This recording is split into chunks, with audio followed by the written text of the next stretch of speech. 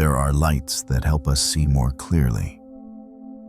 And there are lights that, if we step too close, leave permanent burns upon our own eyes. Winter, 1898. In a low attic room with a leaking tin roof, Paris slipped into darkness earlier than usual. There was no applause, no speeches, only the sharp scent of acid, the breath of metal, and a strange kind of light. Dim pale blue, flickering inside a glass jar resting on a wooden table. Marie Curie leaned forward and raised a hand to shield one eye. The light pierced inward sharp as a question no one yet dared to answer. Outside that room, the world still believed the atom was unchanging. That matter could not glow on its own. That light must come from fire from the sun or from the hand of God. But inside that attic, one woman was seeing something else. What she held did not burn. It was not warm. It required no electricity. It gave off light by itself, quietly, steadily, as if matter were whispering about its own hidden nature.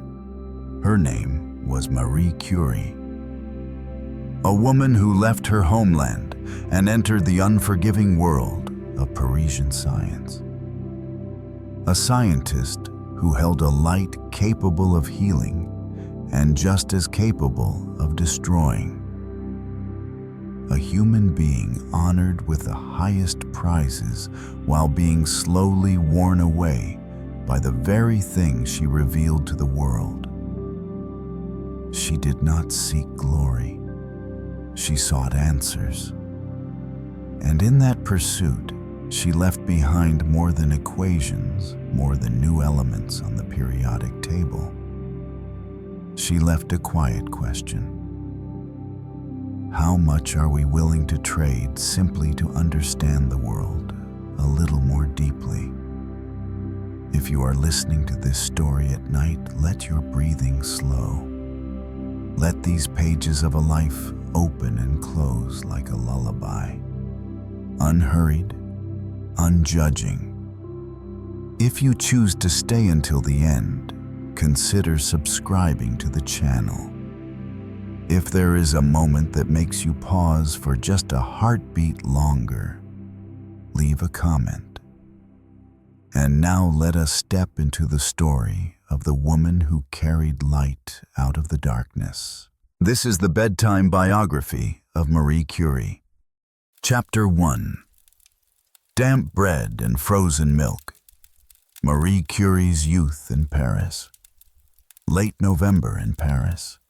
A gray sky pressed down upon the moss-darkened rooftops of the Latin Quarter like a silent layer of ash. Winter arrived early that year, and the cold crept into every crack in the walls, every wooden door not yet sealed against it. In the attic of a narrow building at number 24 Rue Flatters, just steps from the Paris Faculty of Science, known affectionately as the Sorbonne, a young woman sat quietly by the window. Marie Skłodowska pulled her worn wool scarf tighter around her neck, folded shut her French notebook, and lowered her gaze to breakfast. A small piece of stale bread softened by damp air and a tin of condensed milk that had frozen overnight. The sour, clinging smell of milk. The kind of smell that makes it clear you are eating to survive, not to enjoy. Outside the window, mist mixed with flecks of snow swept across the cobblestone street. A horse-drawn carriage rolled past, leaving blurred tracks of water and the soft rhythm of hooves against stone. Sounds that settled into the morning, like background music for a Paris as quiet as an unopened book. She had been in Paris for nearly a month. In her letters to her sister Bronya in Montluçon, Where Branya was working as a physician, Marie never complained. Yet each morning, waking in a room without a fireplace, she had to persuade herself to stay one more day. Not everyone could understand that to sit in the lecture halls of the Sorbonne, a Polish woman had to give up almost every form of warmth life might offer. The French upper classes did not believe women belonged in physics. In 1891, among thousands of students at the Sorbonne, the number of women could be counted on one hand, and most studied literature or philosophy. A young woman entering physics, a discipline considered dry and demanding, the highest levels of abstract thought was viewed as something both absurd and unsettling. At the time, society still believed a woman's sole calling was to care for the household. In many eyes, the image of a woman stepping into a physics lecture hall looked like a mistake or worse, a provocation. Science belonged to men. Women, according to some writers of the era, belonged in the kitchen, not the laboratory. In such an environment, Marie's footsteps through the corridors of science were like a quiet shadow slipping into a space never meant for her. But Marie did not come to argue with them. She came to search for the nucleus within the invisible. The Faculty of Science. The institution that would later become part of the Sorbonne was at the time the most imposing academic center in France. It was also one of the last strongholds still guarding the belief that women did not belong in science. In the lectures of Professor Gabriel Lippmann, Marie was often the only woman in the room. The students around her were mostly sons of privileged or Parisian middle-class families. They wore heavy wool coats, polished hard-soled shoes, and carried leather-bound notebooks. When she stepped into the lecture hall for the first time, the room fell silent. Curious, distant eyes closed in around her. She took a seat at the back. Her notebook was worn its paper thin, the margins already yellowed. Her handwriting slanted and crowded the page, dense with chemical symbols woven together with French and Polish words. Polish was a language she had studied in secret during her years in Warsaw, where her mother tongue had once been forbidden in schools. Marie was surviving on a fragile scholarship and the money she earned from evening tutoring. By day, she attended lectures at the Sorbonne. In the late afternoons, she traveled to suburban villas to teach mathematics and reading to the children of the French elite. At night, when the wind whistled through the cracks in her room, she wrapped her books in cloth and held them against her chest as she slept, keeping them from the damp. In the morning, her breath still fogged the glass of the window. The Sainte-Geneviève library, where she often went to study, carried the same hushed atmosphere. High ceilings, the dull yellow glow of oil lamps, long rows of shelves stretching on as if they had no end. She chose the most secluded corners near a window that looked out toward the square of the Panthéon. In winter, even studying in the library required a heavy coat. But Marie was not studying simply to know. She studied as if intellect were the only thing that allowed her to endure this unfamiliar city. No one spoke her name at scientific gatherings, yet she followed her own path in silence, like an underground current running beneath brightly lit lectures. One evening, as Paris began to glow with lamplight, Marie returned to her rented room. A faint candle illuminated the shadows of books scattered across the table. The wind slipped again through the cracks, carrying the damp scent of old wood and melting snow. She closed her notebook, wrapped another thin scarf around her neck, and blew out the flame. Beneath the dense gray sky of Paris, inside a cold and silent attic room, a quiet reaction had begun. Not in a laboratory, but within the heart of a woman, steady, silent, and impossible to reverse. Chapter 2. From Warsaw to Paris. The Code of the Silent One. When Marie Skłodowska thought of Warsaw, the first sensation was not color, but silence. Not the silence of peace, but the silence of a city held in a chokehold. A place where the Polish language was forbidden in schools, where teachers hid their lessons behind closed doors, where words written on blackboards carried a quiet fear.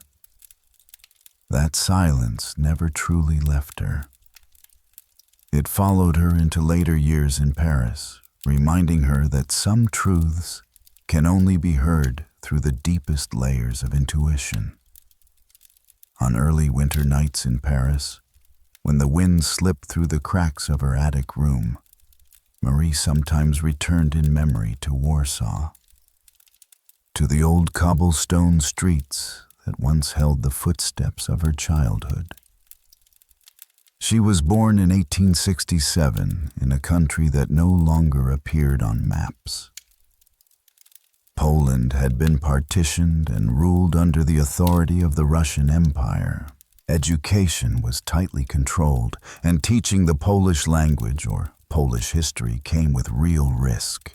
The Skłodowski family had long belonged to the intellectual class.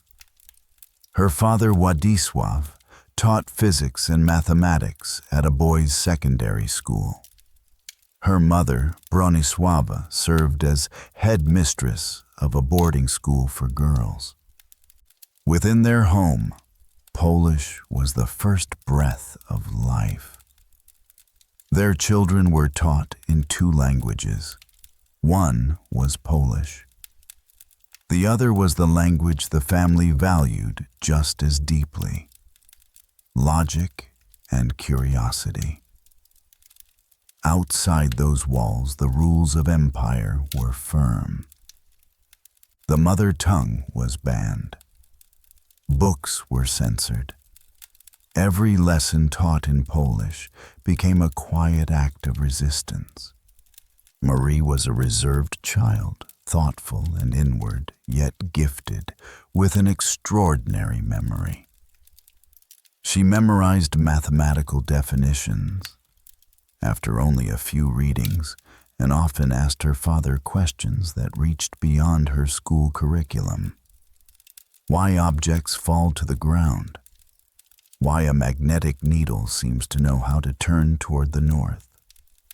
From an early age, she was drawn to the precision of formulas, a language she believed no authority could ever suffocate, no matter how tightly words themselves were controlled.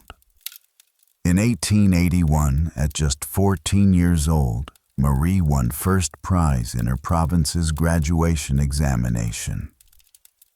An uncommon achievement, especially for a girl.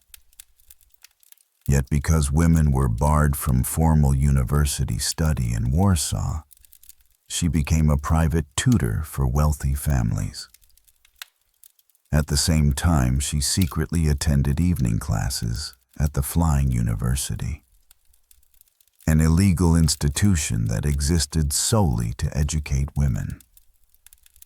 From Warsaw to Paris, the journey was not only geographic, it was the long decoding of silence, a discipline learned early, a way of listening beneath what was spoken. During those years, she taught and studied, at the same time committing every formula and every mathematical transformation to memory under the dim glow of oil lamps. That darkness shaped Marie into a daughter of silence. She did not explain herself. She did not cry easily. She learned to remember quietly and to move forward without noise.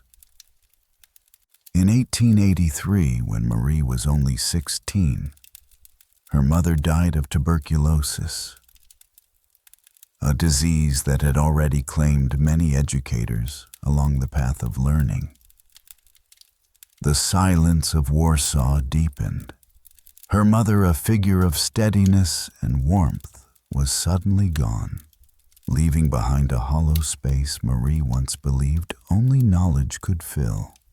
Not long after, her older sister Bronya decided to leave for France to study medicine. She became the first in the family to enroll abroad. It was then that Marie began to imagine what she called a plan for living. She would follow her sister to Paris. She would study at any cost. She would build a life never meant to be handed to her. But nothing about that plan was easy. Paris in 1891 did not welcome Marie with the brilliance of illuminated boulevards or the rich scent of coffee drifting from cafes.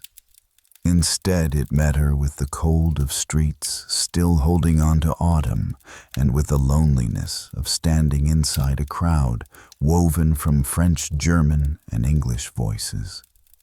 Poles in France often gathered in small circles revisiting their native language over evening tea.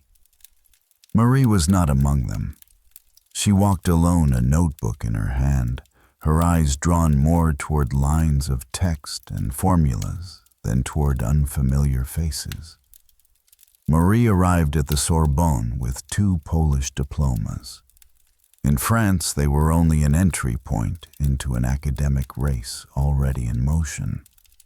She had to begin again, to relearn terminology, grammar, how scientific thought was shaped and expressed in a language that was not her own. Marie was no stranger to isolation. During her secondary school years in Warsaw, she had grown accustomed to studying in sealed rooms, learning in secret to avoid the watchful eyes of authority. But Paris marked a turning point. Here, silence was no longer only a reaction required for survival. It became a deliberate choice. One afternoon, as Paris slipped deeper into winter, a sharp wind swept across the Pantheon Square, scattering leaflets advertising scientific lectures. Marie stood before the great stone building, feeling each cold gust strike her ankles. Inside her, a sensation both trembling and firm rose. She was not an outsider. She stepped into the library, passed between towering shelves of books, and sensed that the world of knowledge was opening its arms to anyone willing to come close. Paris did not offer immediate victory. It taught her instead how to stand on her own feet again in silence and amid doubt. Yet from Warsaw to Paris, from enforced quiet to the lecture halls of the Sorbonne, a code had etched itself deeply into Marie's mind. Perseverance does not come from loud voices, but from the weight of quiet footsteps. Beyond the library windows, the setting sun washed the rooftops of Paris in gold. Streaks of light stretched across damp streets, turning passing figures thin and fragile like pencil marks on paper. Marie sat there, opened her notebook, and for the first time felt with clarity that the path she had chosen, though few dared to walk, it was the one leading toward what she called true knowledge. Not through noise, but through stillness. Page by page turned. formula by formula recorded. This was the true beginning of a journey the world would not soon forget. Chapter 3. Physics and the Cost of Existence. Marie Curie at the Sorbonne. On Marie's desk, beside stacks of books with frayed spines, there was always a notebook wrapped in worn cloth. She had carried it with her from Warsaw. It was more than a place for lecture notes. It was a living memory of years spent studying in the dark.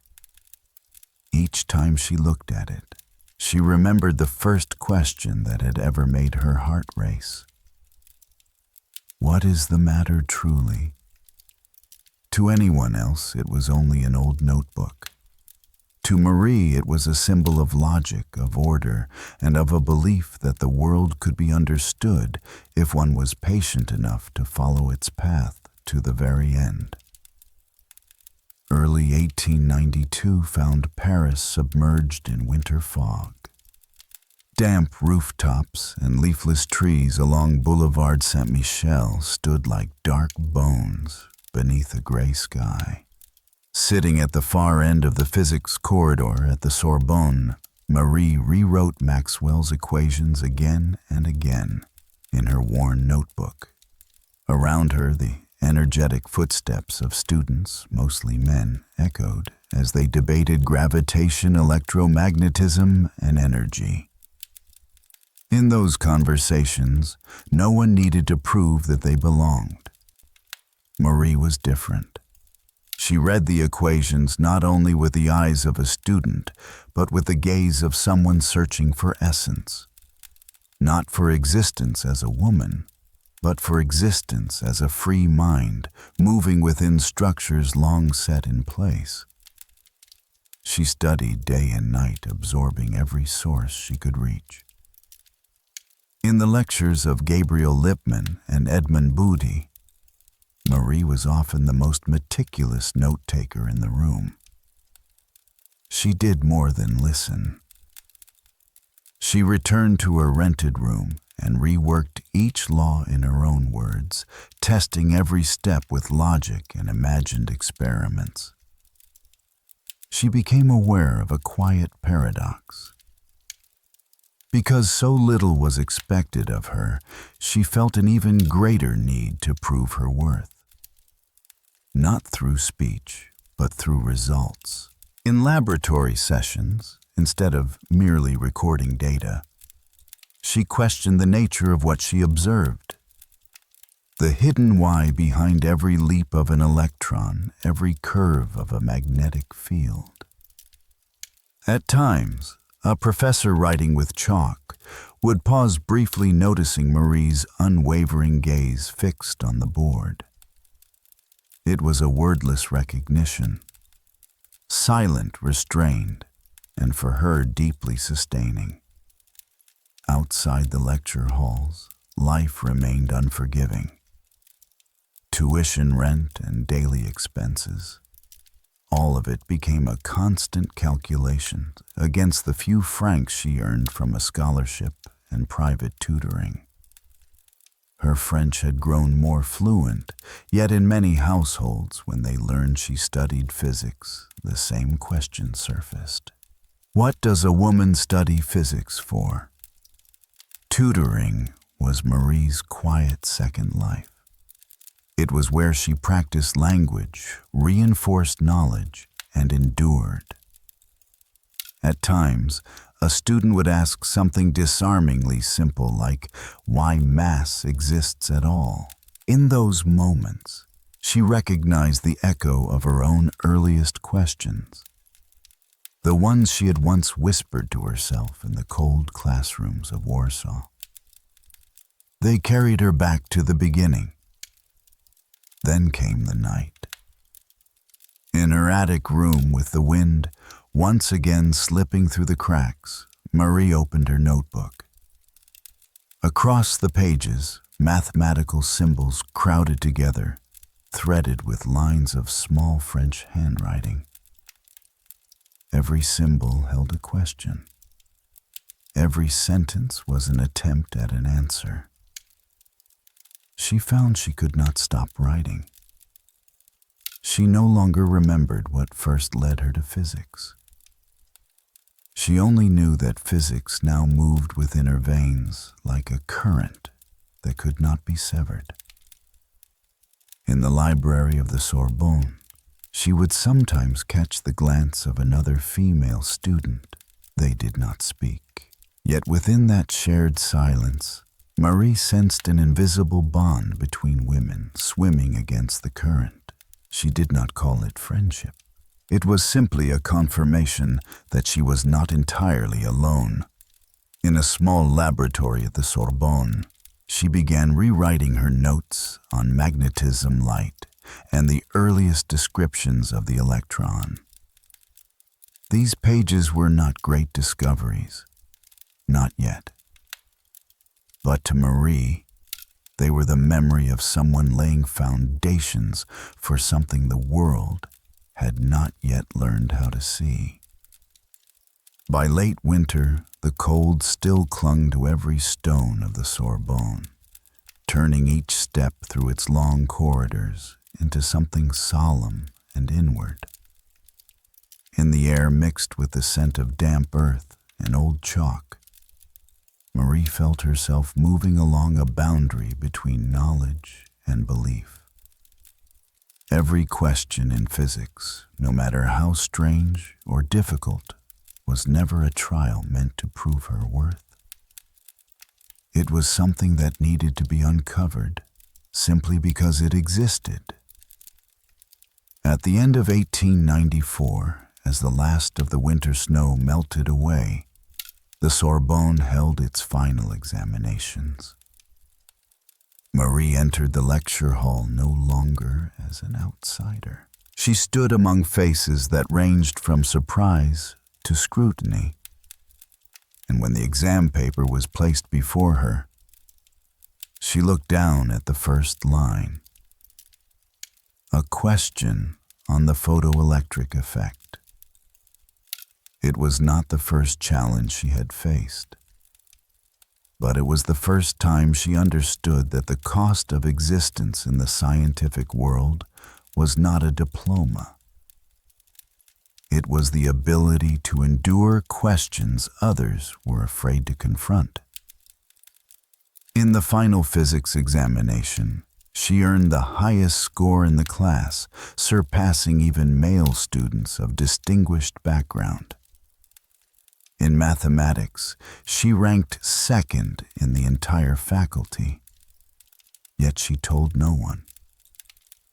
For Marie, true recognition did not reside in marks or rankings, but in the simple fact that she could continue to learn, continue to ask.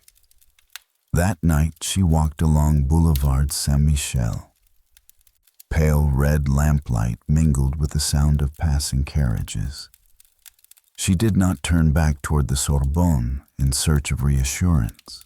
She kept walking toward her rented room, where the cloth-wrapped notebook lay quietly beside the oil lamp, a symbol of calculations, of questions, and of the inner tensions that would continue to burn within her.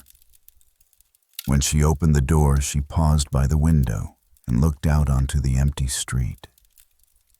A thin veil of mist settled over the pavement, and in that silence there was an echo of formulas not yet written, of invisible particles still drifting through the air. Marie knew the price she had paid for a life in science: isolation, doubt, a hunger that never faded. Yet she also understood that as long as she kept moving forward, question by question, page by page, the flame of intellect would never go out. Chapter 4. The Man Who Married Intelligence.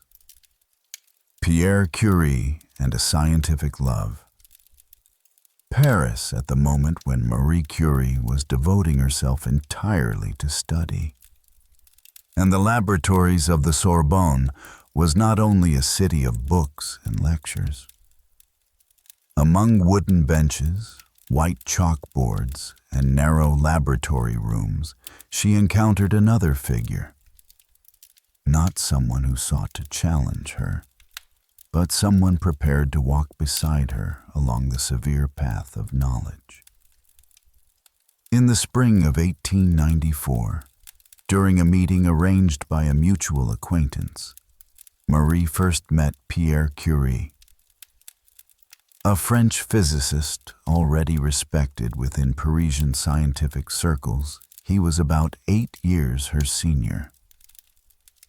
He was known for his deep investigations into magnetism, crystallography, and the electrical properties of matter, fields regarded as foundational to modern physics. Pierre did not teach at the Sorbonne. He instead worked at the School of Industrial Physics and Chemistry, where he collaborated with his brother and colleagues on the study of complex physical phenomena. Their first exchange was not marked by sudden romance. It was an inspired scientific conversation. Pierre showed genuine interest in Marie's approach to physical problems, in the precision of her notes, and in her ability to ask penetrating questions about the nature of phenomena themselves.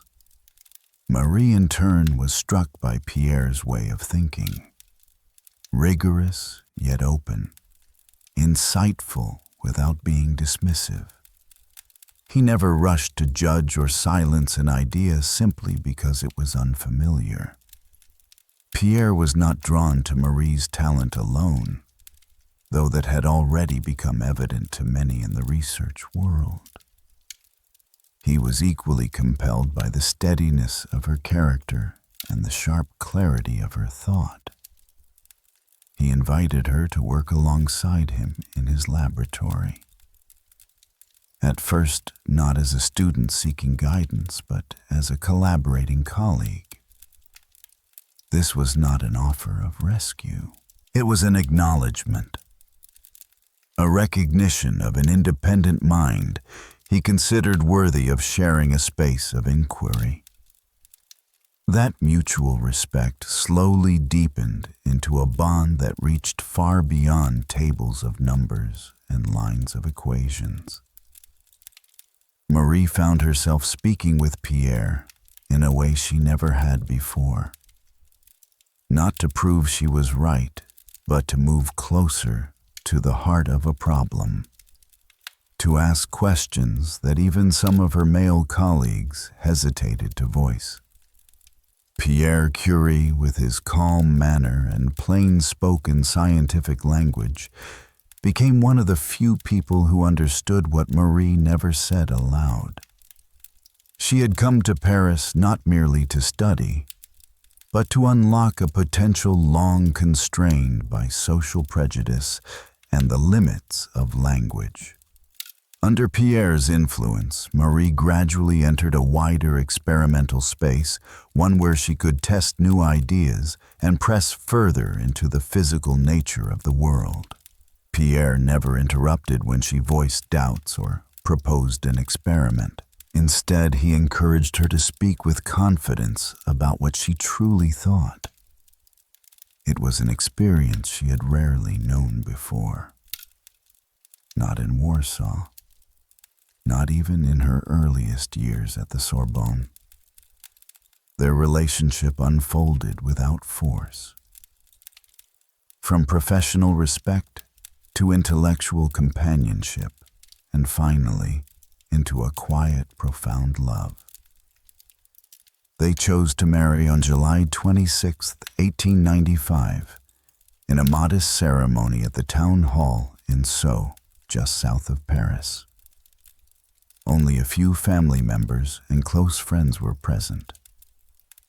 There were no grand rituals, no lavish banquet.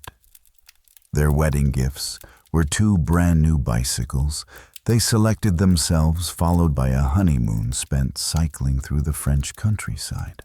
Along the way, they spoke of science, of books, and of the ideals that quietly bound them together. That wedding, as simple as their way of life, did nothing to overshadow what they were about to achieve side by side. Instead of celebration and display, they chose a journey marked by calm and deep conversation. A path where the greatest joy was not recognition, but harmony of thought and an unending drive to discover.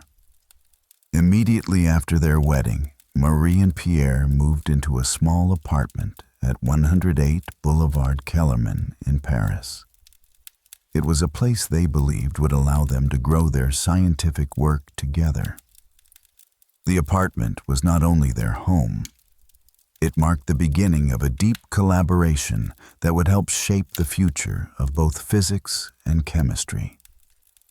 They shared workspace, experimental tools, and notebooks dense with formulas, symbols of long days of labor that still lay ahead. This moment marked a decisive turning point in Marie's life. She was no longer alone in a laboratory. She was now part of a team. And that team consisted of two people bound by the same direction of thought. When Marie stepped into the life of Pierre Curie, she was not overshadowed. She became more visible. Pierre saw in her not a Polish woman adrift among equations, but an equal colleague. Someone capable of sharing every scientific challenge and every hard-won achievement.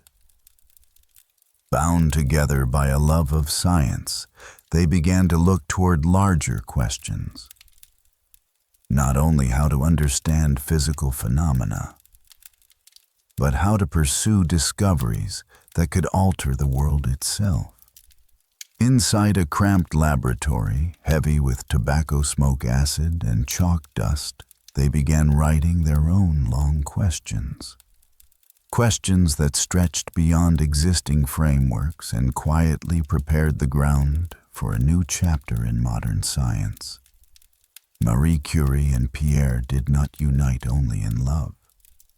They united in thought, in method, and in a shared belief that knowledge does not belong to a chosen few, but must be approached with patience and creative humility.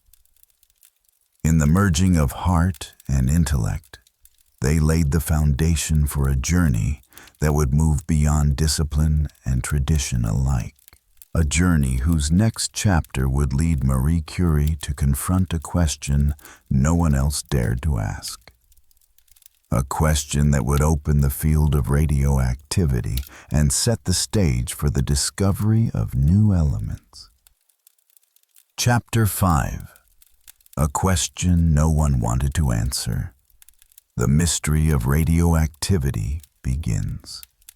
Paris at the end of the 19th century was not only the capital of art and philosophy, it was also one of Europe's most vibrant centers of science.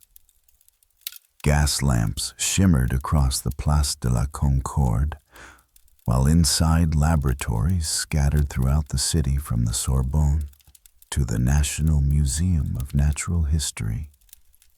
The silhouettes of scientists worked deep into the night. Test tubes, microscopes, and newly invented instruments crowded their benches, bearing quiet witness to a century on the brink of transformation. Marie Curie, only months after marrying Pierre Curie, felt as though she had crossed into a new chapter of scientific life. She was no longer alone. She now shared her passion with a partner who understood it fully. Pierre, with his calm precision, offered her one of the greatest gifts a scientist can receive: an unshakable confidence in asking questions others had never dared to form. At that very moment, toward the end of 1895, the scientific world was shaken by a startling discovery: X-rays. Wilhelm Röntgen announced that an invisible form of radiation could pass through soft tissue and leave images on photographic plates, a phenomenon that classical physics could not explain. Laboratories across Paris and Berlin were soon caught in a wave of experiments, each probing whether similar effects might exist elsewhere in nature.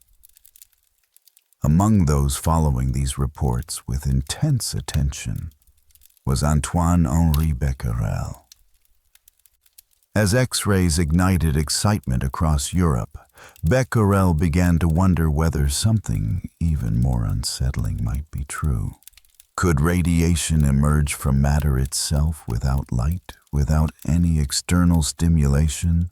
The question challenged accepted theory and opened the door to an entirely new scientific landscape. On February 26, 1896, Becquerel placed uranium salts on a photographic plate carefully wrapped in black paper. His idea was simple. If uranium glowed only after absorbing sunlight, then exposure to the sun should leave traces on the plate much like X-rays. But the Paris sky turned overcast. Unable to proceed as planned, he placed the prepared samples into a drawer to wait for clearer light. What lay in that drawer was not merely an experiment delayed. It was the quiet beginning of a question that would soon refuse to remain unanswered. A few days later, when Antoine-Henri Becquerel examined the photographic plate, dark, unmistakable silhouettes of the uranium salts had appeared clearly on the film. This happened even though the light conditions had never been suitable. The detail led him to a startling realization. Light was not the trigger. Matter itself was emitting an invisible form of radiation. For the first time in the history of physics, spontaneous radiation from a substance was recorded without any external stimulus. Marie Curie did not treat such findings lightly. When she read the report on what came to be called Becquerel rays, it felt like a quiet summons. There is something inside the atom we do not yet understand. That thought stirred in her a mixture of curiosity and restlessness. Much like the moment she had first encountered Maxwell's equations and sensed a hidden knot behind every symbol. She decided almost immediately to center her research on this phenomenon. Marie gathered a range of mineral samples from pure uranium to more complex ores, such as pitch blende and carnotite, ready to confront variables no one had yet mapped. To measure their emissions, she relied on a specialized instrument, a piezoelectric quartz electrometer, exquisitely sensitive, developed earlier by Pierre Curie and his brother Jacques Curie, designed to detect currents so faint they bordered on silence. This device became her key, a way to listen to changes too subtle for the eye to see. Marie worked with an intensity that seemed almost beyond endurance. She could sit for hours at the laboratory bench, eyes fixed on the dial hand, moving steadily across the page, recording numbers. At times, she would fall into long stretches of silence, absorbed by an unexpected result. The electrometer's quiet signal marked each rise in radiation, and every such response opened deeper questions within her. Why did one sample emit more strongly than another? Was there an internal structure within the atom that governed this behavior? And if so, what did that imply about the true nature of matter itself? Unlike any physical phenomenon known at the time, this activity did not depend on light or external heat. It behaved as if it were an inner property of the atom itself. Marie spent months observing testing and returning to the same measurements until she finally gave it a name of its own. Radioactivity. From the Latin radius, meaning a ray of light, the term she introduced to describe the spontaneous emission of radiation from certain heavy elements. Not a simple reaction to illumination, but an intrinsic quality tied to the deepest structure of matter. From what first appeared to be a minor anomaly, Marie Curie perceived an entire scientific world hidden behind it. Her earliest question, what matter truly, is now pointed in a clearer direction. Matter could release energy from within itself, without light, without heat, without any external trigger. A primal property unexplained yet measurable, and therefore open to study. She could not yet know that this path would lead her to two elements never before seen on the periodic table, polonium and radium, nor that it would draw her into the darker frontier of science, where nature's power reveals itself. But the cost is a life from which there is no retreat. For when the atom begins to break itself apart, who will have the resolve to understand and guide that force? Chapter 6. The Slaughterhouse of Science. The Leaking Attic, where Marie Curie isolated radium. Not every discovery arrives in a flash of light. Some are cooked, literally, in large iron cauldrons beneath a rusted tin roof amid the sharp stench of acid. And some scientists are not first recognized by Nobel speeches, but by burned, roughened hands, chemical-stained papers, and the coughs of sleepless nights. Marie Curie was one of them. Only a few years after Marie gave a name to radioactivity, she and Pierre Curie began probing deeper into the elements hidden within a uranium ore known as pitchblende. This mineral seemed to contain something beyond the radioactivity of pure uranium itself. They observed that pitchblende was far more radioactive than uranium alone, and this discrepancy convinced them that the ore must harbor elements unknown to science. But uncovering something new was anything but simple. They had no elegant laboratory, no reliable funding. Most of their work took place in a dilapidated shed where rainwater leaked through the roof whenever storms passed and damp air clung to the makeshift benches they assembled by hand. This was not a space of gleaming invention. It was a slaughterhouse of science, where test tubes swung between heat and cold acids, boiled and powdered ore thickened the air with a metallic smell. Marie threw herself into the labor with an intensity few could imagine. She crushed tons of pitchblende, dissolved it in acid, and carried it through endless cycles of analysis, separation, crystallization, and measurement. The heavy cauldrons were stirred for hours, sometimes for tens of hours without pause. In the process, she endured not only acid burns, heat, and mineral dust, she was also exposed to radiation without protection at a time when no one yet understood its danger. Only later would it become clear that every hour of that work had quietly drawn from her health. Pierre remained beside her, not only as a husband, but as an indispensable collaborator in every stage of the experiments. They divided the work between them. Pierre focused on measurement and theory, while Marie pursued the relentless task of isolating the new element they sensed within pitch blende.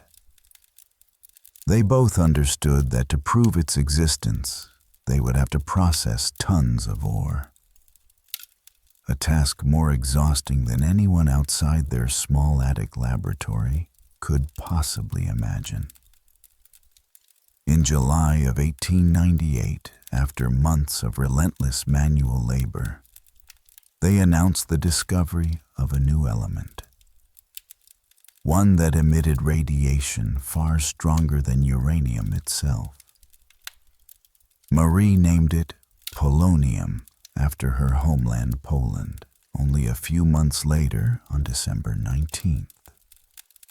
1898, they announced yet another discovery, radium, an element of extraordinarily intense radioactivity and one that proved exceptionally difficult to isolate.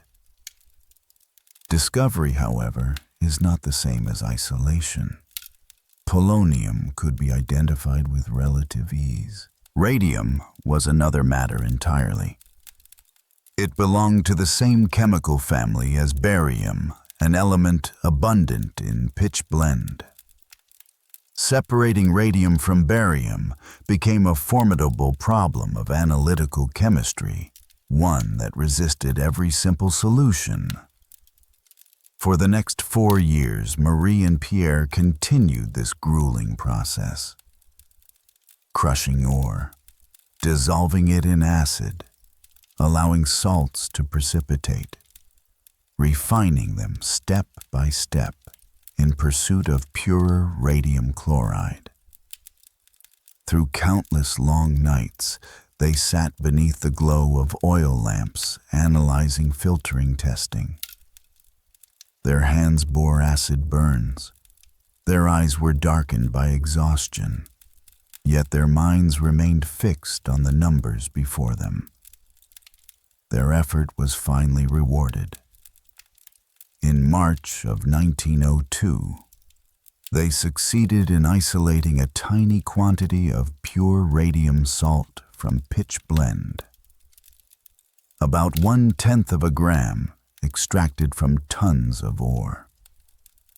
It was small in mass, but immense in meaning. Undeniable proof that radium existed as a real element. This work marked more than a turning point in physics. It stood as a summit of scientific labor where knowledge was sustained by persistence, discipline, and long sacrifice. The test tube scales and notebooks Marie accumulated carried no scent of roses, only metal acid and the answers to mysteries buried deep within the atom.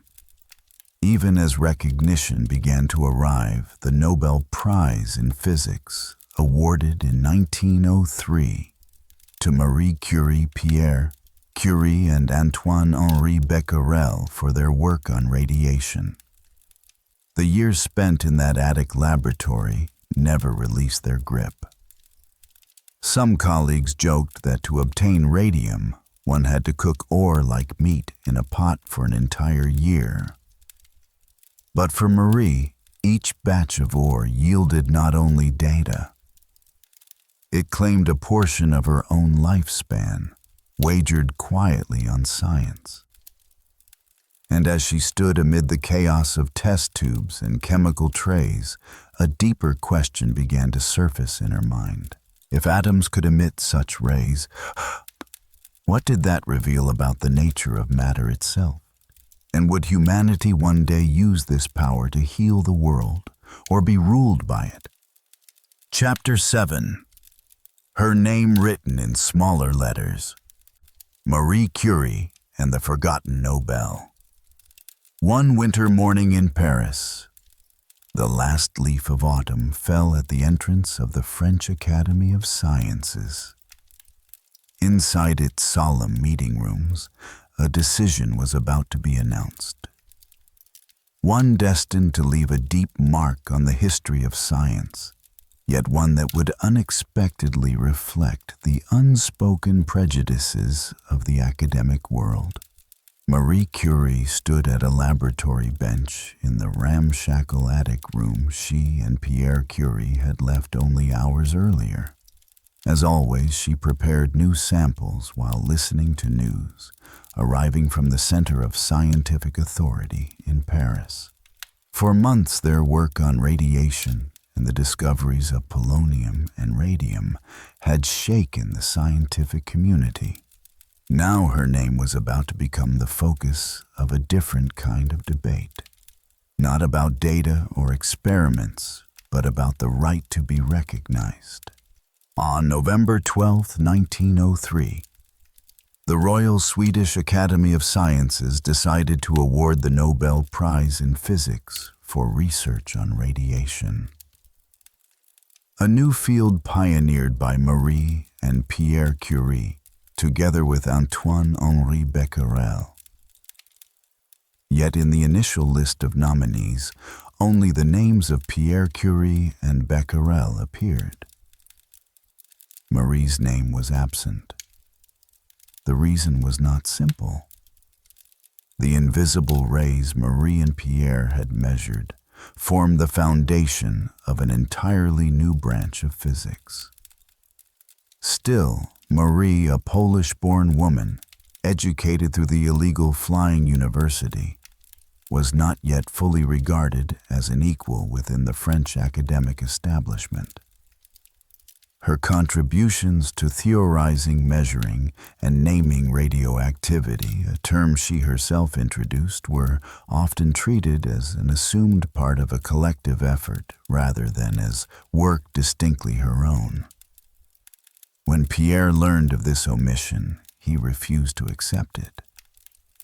He wrote to the Nobel Committee firmly insisting that Marie's name be included. The research, he argued, could not have existed without her insight, her tireless labor, and her sharp intellect. In the end, the committee agreed.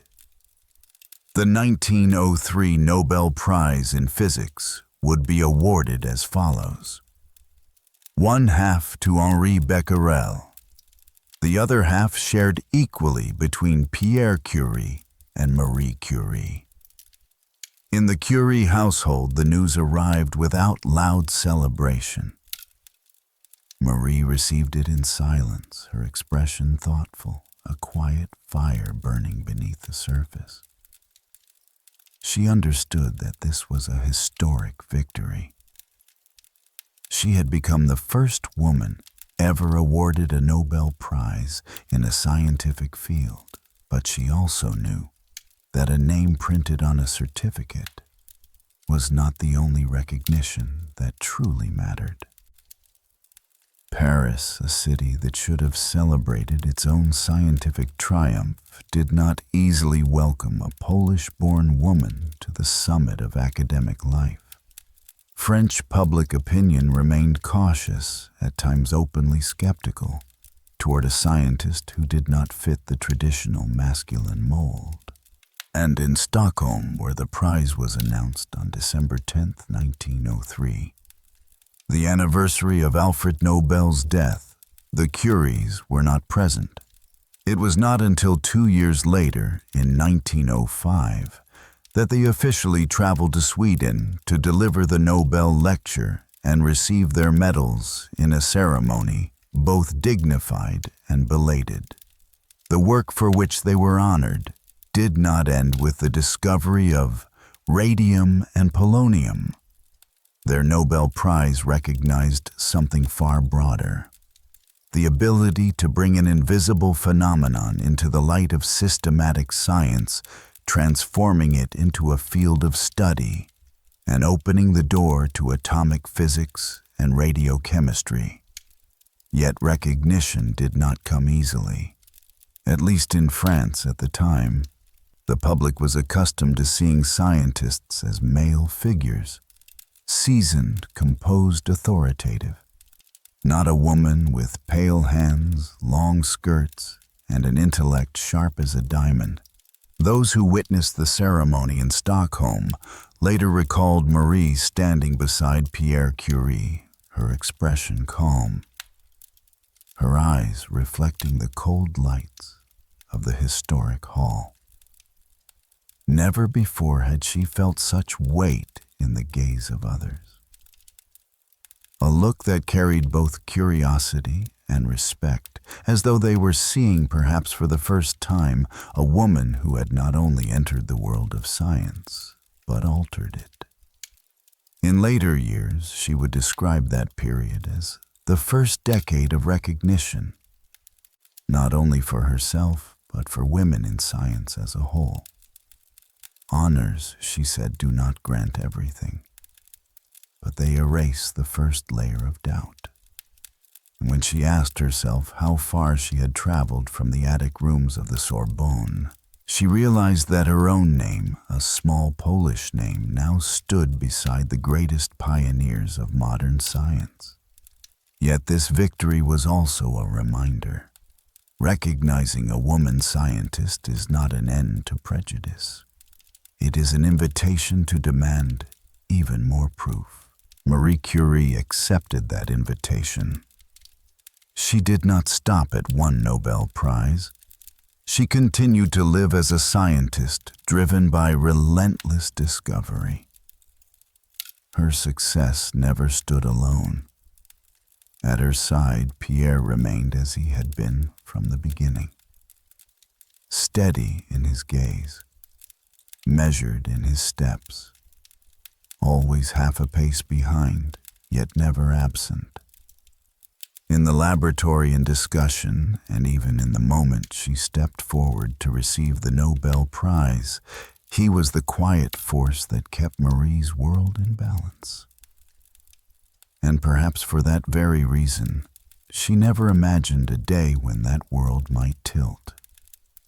A day without Pierre. Chapter 8. Pierre and the Horseless Break. The accident that took a companion. That morning began like any other spring morning in Paris. Light drifted softly through the plane trees along Rue Dauphine, where horse-drawn carts still rattled across damp stone. Within that ordinary rhythm, a rupture was already forming. A sudden knock at the door below. Hurried footsteps racing up the stairs, and with them news that would tear apart the familiar order of Marie's world. Marie Curie was arranging the components of an electrometer on her laboratory table when the pounding began. She was accustomed to news from the world of science. She was not accustomed to knocks like this. Sounds that carried disaster. When she opened the door, the messenger's face blurred into the cold that cut straight through her bones. Pierre Curie had been in an accident. On April 19, 1906, Pierre left his lecture at the Sorbonne to attend a meeting at the French Academy of Sciences. As he crossed Rue Dauphine in the rain near the Pont Neuf, he slipped and fell directly beneath a heavily loaded horse-drawn cart. The wheel passed over his head. Pierre died instantly. No one imagines that a single hurried step one moment without a glance can erase an entire life. A partner, a collaborator, a confidant. This was not a scientific accident. It was a rupture of existence. Not a failed experiment, but a loss beyond measurement. No data, no equation, no explanation. Those who were present later recalled that when Marie received the news, she did not collapse into visible grief. She simply stood there, still like a lake without wind. The loss was too vast for language of any kind, even the precise formulas she had spent her life mastering. Every emotional response seemed to register in her eyes like a silent measurement. No panic, no outcry. And yet, in some unspoken way, every trace of light in her gaze carried the memory of Pierre. Pierre Curie had been more than a husband. He was her scientific companion, the one who stood beside her in laboratories without electricity, in the endless nights of crushing pitchblende, in notebooks where authorship dissolved into shared thought. The news spread quickly through the Sorbonne and across the scientific community of Paris. Friends, colleagues, and students felt the same hollow shock. For them, Pierre was not only a brilliant scientist, he was a symbol of balance between intellect and calm, a steady rhythm they had believed unbreakable. In the days that followed, Marie returned to the laboratory. Many saw it as unthinkable. For her, it was the most natural response. She did not try to forget Pierre. She tried to continue the work that had belonged to both of them. Every test tube, every page of notes, every sample of radium, each one carried the trace of his presence. She did not flee from grief. She acknowledged it by continuing to work. The world called her a cold widow. Some journalists embroidered stories that she did not cry, that she rarely showed emotion. But those who truly knew her understood that she did cry. She cried through measurements, through written lines, through every careful analysis of data Pierre had once cherished. Her grief did not rise as a scream. It settled quietly, anchored in every chemical reaction and every physical relationship she explored. In those silent days, Marie faced another profound question. Not about radioactive decay, but about herself. If Pierre were gone, could their work still exist? And who would decipher the questions left unanswered? She had no immediate answer, but one truth stood firm. Only by continuing the work, not to erase Pierre, but to honor what they had built together, could his presence remain alive. In every mineral sample, every notebook page, every next step taken by science, she did not turn her back on the world. She turned back to the laboratory bench where Pierre had once stood beside her. The sense of loss remained heavy and constant, but it was not an ending. It was a beginning, not only for Marie, but for the legacy they had planted together. In that laboratory, among test tubes and figures, Marie Curie stood alone, but not in solitude. She carried Pierre's heart within her own. And in a way, only quiet scientists truly understand she knew this. What dies does not truly disappear as long as we continue to seek what has not yet been understood. Chapter 9. Marie Curie, the first woman at the Lectern.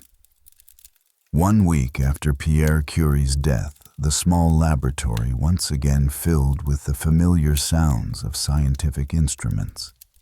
Light filtered through the windows. Dust motes drifted in the air.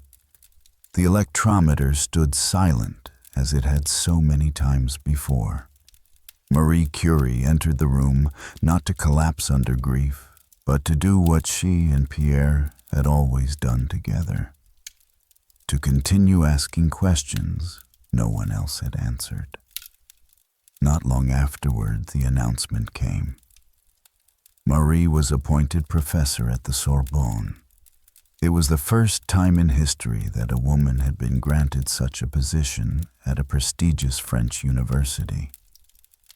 The appointment marked not only a personal step forward after loss, but a turning point for women within an academic world long dominated by men. The atmosphere in her early lectures was not loud or ceremonial. It was focused and restrained. Marie did not seek the spotlight or applause. She directed attention toward the substance of knowledge itself. She worked to clarify the nature of physical laws and to guide students toward the logical structures beneath equations. The classroom became a place where thinking was invited, not where ideas were simply delivered from above. In the weeks that followed, students began arriving earlier, notebooks open, ready to listen. Among them were young women. For them, seeing a woman at the lectern did not feel strange. It felt expansive, a quiet widening of what their own futures might hold. This response was not measured in cheers or praise. It revealed itself in deeper listening, sharper focus, and greater effort to truly understand what was being taught. Some of her colleagues were taken aback. They were accustomed to the authoritative style of the lecture hall, where the speaker alone set the pace. Marie did not reject authority. She reshaped it. She invited students into the process, posed questions to them, and spoke as if they were fellow seekers of truth rather than passive recipients of information.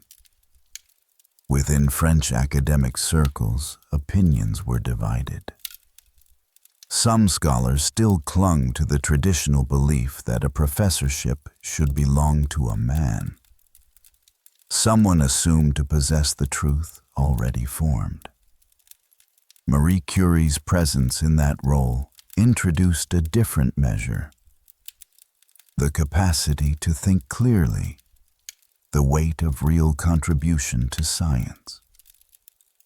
Academic debate gradually shifted toward teaching effectiveness approaches to lectures and research outcomes grounded in data. Precisely the scientific principles she herself upheld. At the same time, her research continued without pause. The laboratory echoed with the clink of test tubes, the scratch of fresh data recorded, and the steady rhythm of experiments refining the understanding of radioactivity and heavy elements. Teaching and research were not separate paths. They sustained one another. Standing at the lectern gave her a way to pass on deeper scientific values. Not only knowledge, but habits of critical thinking and the discipline required for genuine inquiry. With each passing term, Marie Curie's image evolved within the academic community. She was no longer seen as a woman merely occupying her husband's chair, as some newspapers had once suggested. Increasingly, she was recognized as an independent scientist, one who trained the next generation and laid the foundations for future discoveries in physics and chemistry. It was a form of recognition that arrived quietly, yet carried more weight than applause. In the years that followed, she became more than a professor. She became a force that reshaped scientific education itself. She helped open paths for women to enter advanced positions in research and teaching, not only in France, but far beyond its borders. The scenes of her lectures, the pages of careful notes, the rigor of experiments, and the silent hours in reading rooms created an influence that needed no proclamation. And each time she entered the classroom, that space held more than formulas and data. It held a generation of students learning how to ask the right questions, how to challenge ideas openly, and how not to fear error in the pursuit of truth. With each passing year of teaching, the name Marie Curie became familiar not only on lists of prominent scientists, but in the minds of the students she inspired. She was more than a professor. She was someone who opened doors for students, especially young women, who dared to think and to question. She transformed being taught into being involved. A form of progress that cannot be measured by degrees, medals, or any other honor, but by the spark of curiosity in young eyes. In the laboratory among test tubes and tables of data, Marie Curie was no longer alone. She had younger colleagues. She had students. She had companions in the shared pursuit of answers. And among them were those who would one day carry forward the knowledge she had carefully cultivated. At the end of a class, as sunlight stretched along the corridors of the Sorbonne, she paused to watch her students leave. In the golden light, their figures lengthened like lines reaching into the distance.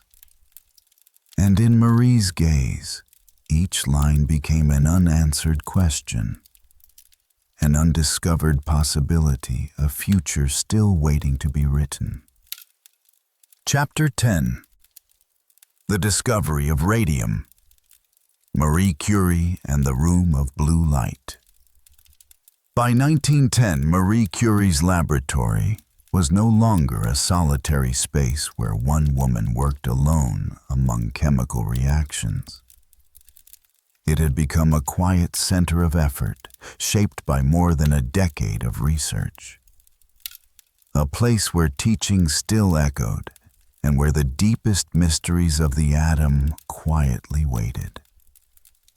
Test tubes, acid flasks, and columns of mineral filters were no longer mere tools. They had become maps leading toward discoveries beyond expectation. In the dim glow of oil lamps inside the laboratory, there was something that shone without being light, without being flame. A faint emission from the substances Marie and her collaborators were studying. It was the light of radium, a glow that would come to symbolize both wonder and challenge. More than 10 years earlier, Marie Curie had begun with a simple question. If radioactivity were an intrinsic property of matter, might there be elements other than uranium that expressed it? That question led her through years of crushing tons of pitch-blende, filtering acids, and stirring heavy cauldrons for endless hours. Those efforts yielded two great discoveries at the end of 1898: polonium and radium. Yet that was only the opening step toward what she would do with radium, the most intensely radioactive element humanity had yet encountered. By around 1910, research on radium entered a phase of refinement. Scientists knew that radium emitted radiation many times stronger than uranium. They knew it could ionize air and cause zinc sulfide screens to glow. But isolating a quantity pure enough to study its properties proved far more difficult than anyone had first imagined. Her laboratory was not the glowing enchanted space often imagined in later retellings. It was a series of plain workrooms, daylight filtering through tall, narrow windows just enough to read measurements and record notes. Only when darkness fell did something unusual appear. Inside carefully purified jars of radium salts, a pale blue light emerged. Dim, cold, fragile yet persistent. like a whisper rising from within matter itself. There was no applause, no sudden moment of triumph. Only repeated measurements, notebooks filled edge to edge with writing, and long nights spent in the invisible presence of radiation whose consequences were not yet fully understood. During those long nights of work, Marie sometimes felt a deeper weariness than usual. Her eyes ached after hours of recording endless rows of data. Faint red marks appeared on the skin of her hands, their cause unclear after contact with radioactive substances. She dismissed these small signals without concern, placing them among the ordinary discomforts of a researcher working through the night. Behind every page of notes waited another chain of questions. Could this radiation be measured with greater precision? Could this element produce significant energy? How might it be separated from chemically similar elements like barium, yet still retain such extraordinary radioactive properties? These questions did not arrive as sudden flashes of insight. They matured slowly, shaped by thousands of hours of observation, experiment failure, and return, like honing a tool until it reached its sharpest edge. Throughout those years, Marie continued teaching, now not only presenting established knowledge, but demonstrating how to ask questions no one had yet dared to raise. To students and colleagues alike, she was more than a conveyor of theory. She was someone living inside unanswered challenges and remaining steadfast in pursuing them. Each time a new radium sample was purified to a higher degree, each time the electrometer's response rose beyond previous levels, she knew she had moved slightly closer within a vast sea of questions. If the discovery of radioactivity had opened the door to the atomic world, then understanding radium was the key to unlocking further doors.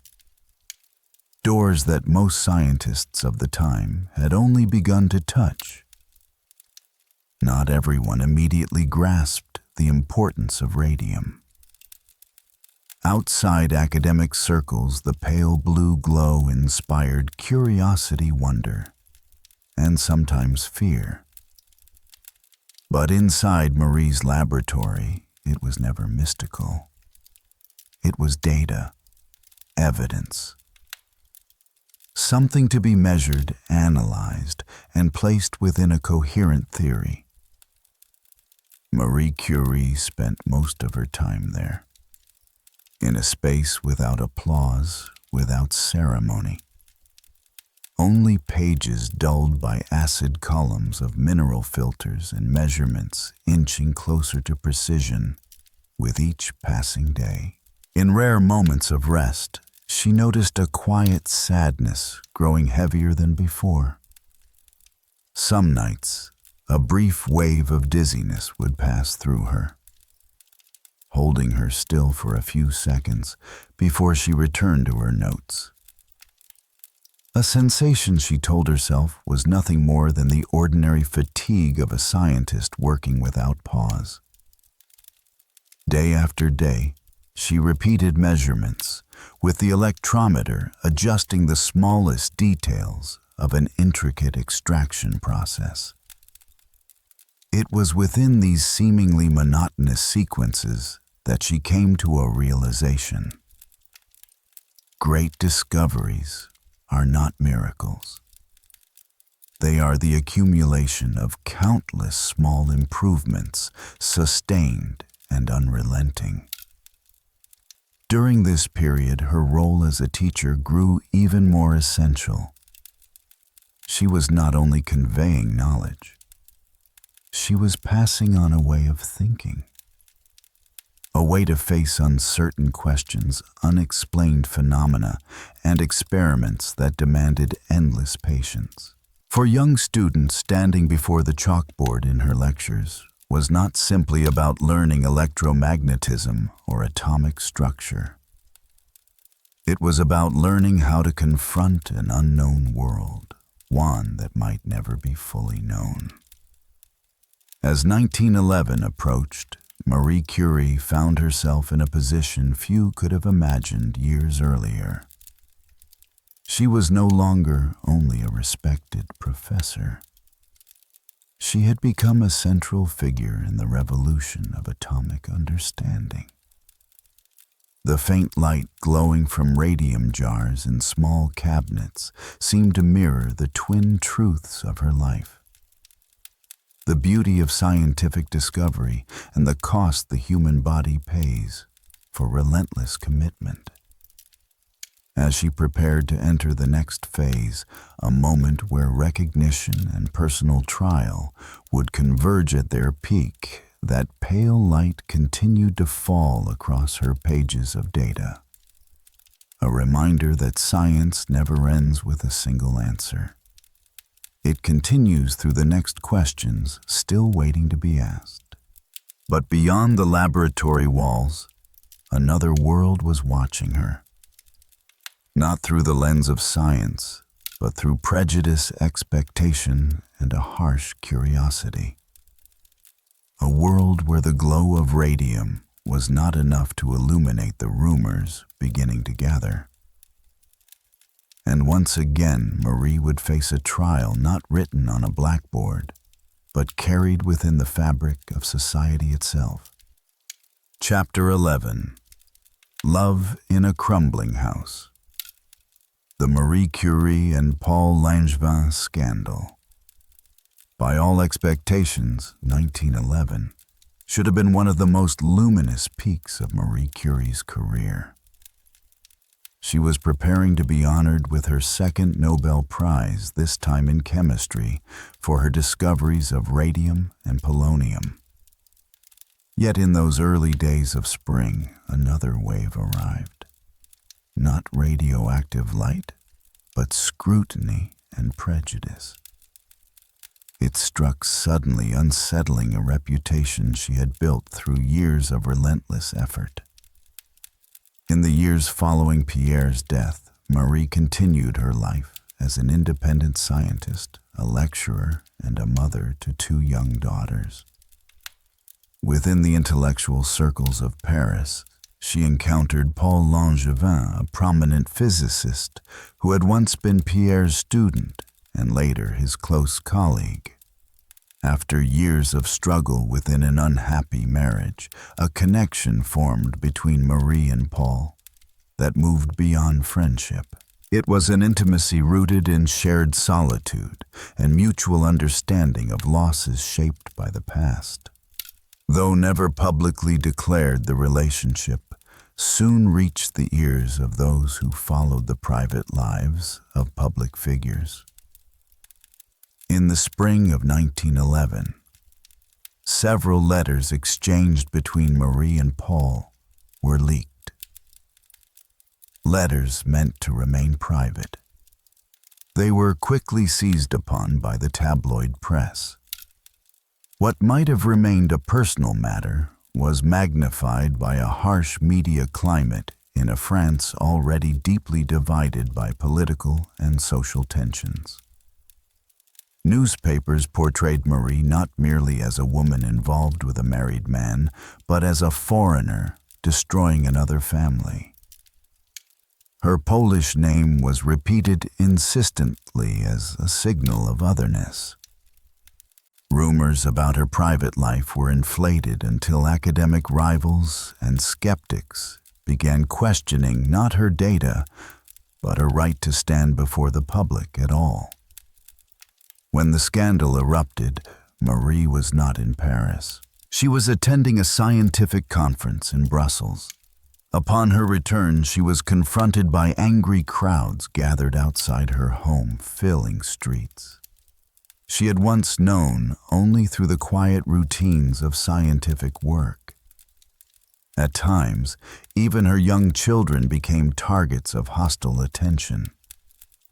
In that moment, she was forced to seek refuge for her family in the home of a close friend, withdrawing from the chaos spreading through the city. What unfolded was not a challenge of equations or experiments, but a trial shaped by judgment, fear, and cruelty.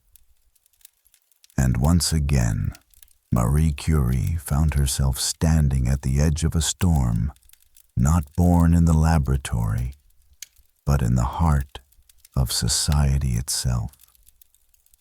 The storm broke only days before the Nobel Prize in Chemistry was to be awarded. A moment that should have carried light and celebration instead arrived under a sky of accusation. At one point, the president of the Nobel Committee even cited the rumors surrounding her private life as a reason she should refrain from traveling to Sweden to receive the prize. Marie Curie refused.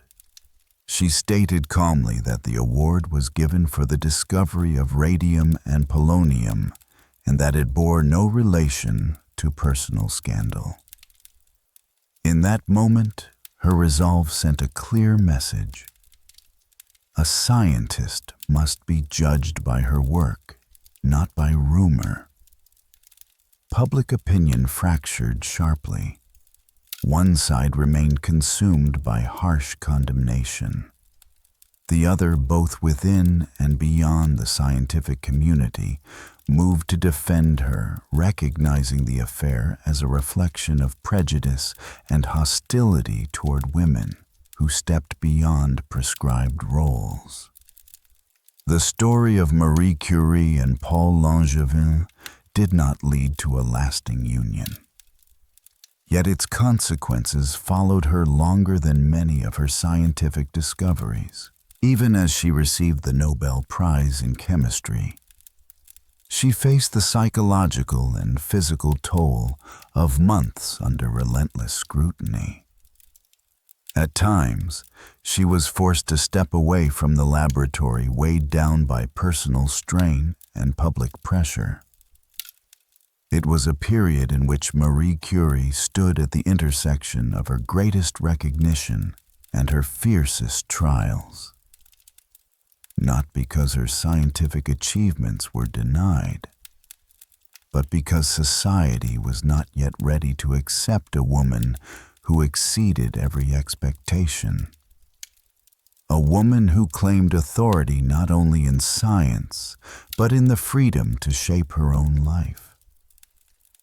Someone who did not merely write physical laws, but rewrote the understanding of what it meant to exist, to choose and to endure in a world still learning how to change. Chapter 12, The Second Nobel and the Light. After the storm. After the 1911 Nobel Prize in Chemistry, Marie Curie returned to Paris with a brilliance that now reached across the international scientific world. Yet the sun of fame did not warm every corner of her life. Instead, it illuminated the darker spaces where lingering scorn and persistent prejudice still moved quietly through society. In her first days back at work at the Sorbonne and the Radium Institute, she felt that each step through the university corridors carried a new weight. These were no longer simply the footsteps of a scientist.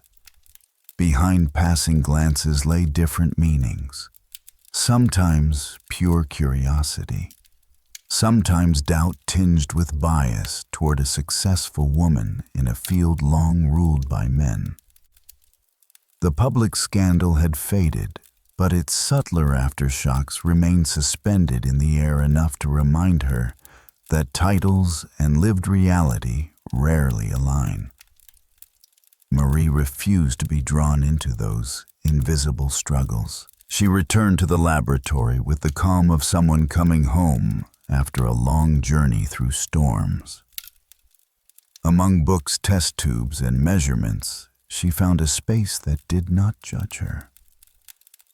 Research and teaching became both shield and declaration, a statement that the echoes of private life could not diminish scientific work. Her lectures continued to draw large audiences, men and women alike, not only because of the depth of knowledge she offered, but because of how she confronted difficult questions. She led students beyond routine problems, placing them instead in the position of intellectual explorers, willing to challenge accepted theories. In the laboratory, she pressed on with the refinement of radium, synthesizing and comparing radioactive samples, building increasingly systematic data sets alongside her collaborators. This work was not an escape from public opinion. It was proof that science does not bow to prejudice. At times, between lectures and research, Marie felt a quiet exhaustion settle in. Not the fatigue of a body pushed too far, but the weight of a prolonged psychological strain. In 1912, a severe period of weakness forced her into hospital, where she was diagnosed with kidney trouble. Today, many historians suspect that long-term exposure to radium and other radioactive substances handled without protection may already have been affecting her body. At the time, Marie herself did not yet see this clearly. The probing glances during lectures, the skeptical questions from detractors, the side conversations questioning a woman's capacity for science. All of it accumulated into a pressure rarely visible, yet constantly present. She understood that even with a Nobel Prize to her name, she was still required to redefine her place in the eyes of a public not yet ready to accept a woman's standing as an equal among male colleagues. She often reminded herself that honors are only honors. The one thing that could not be taken from her was the way she continued to ask questions and search for answers. And it was precisely in that stance, steady, focused, unwearied, that Marie gradually led many to see the difference between judging a person and evaluating scientific work.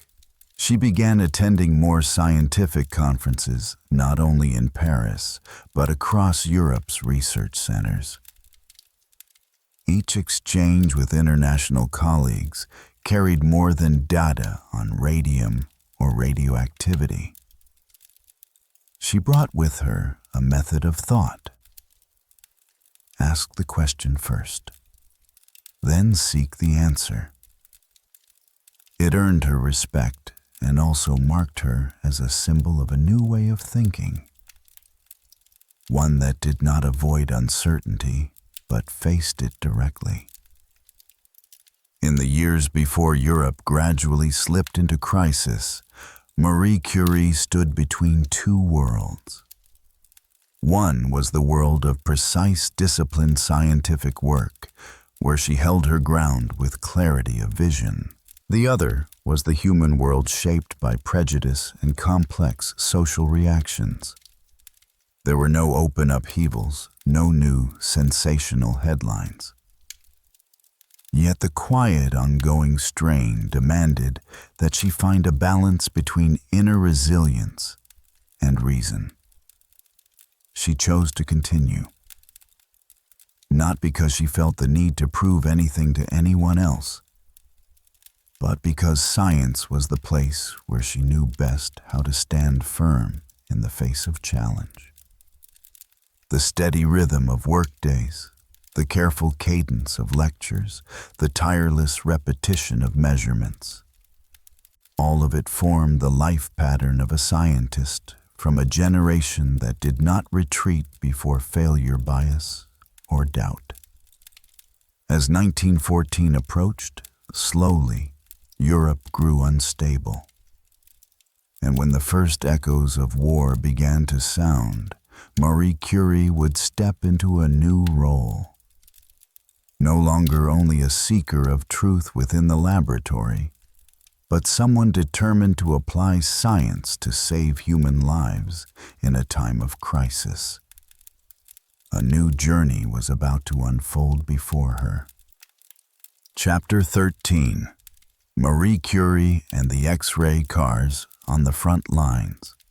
War erupted like a bitter northern wind sweeping across Europe, shattering the fragile dreams of peace held by millions.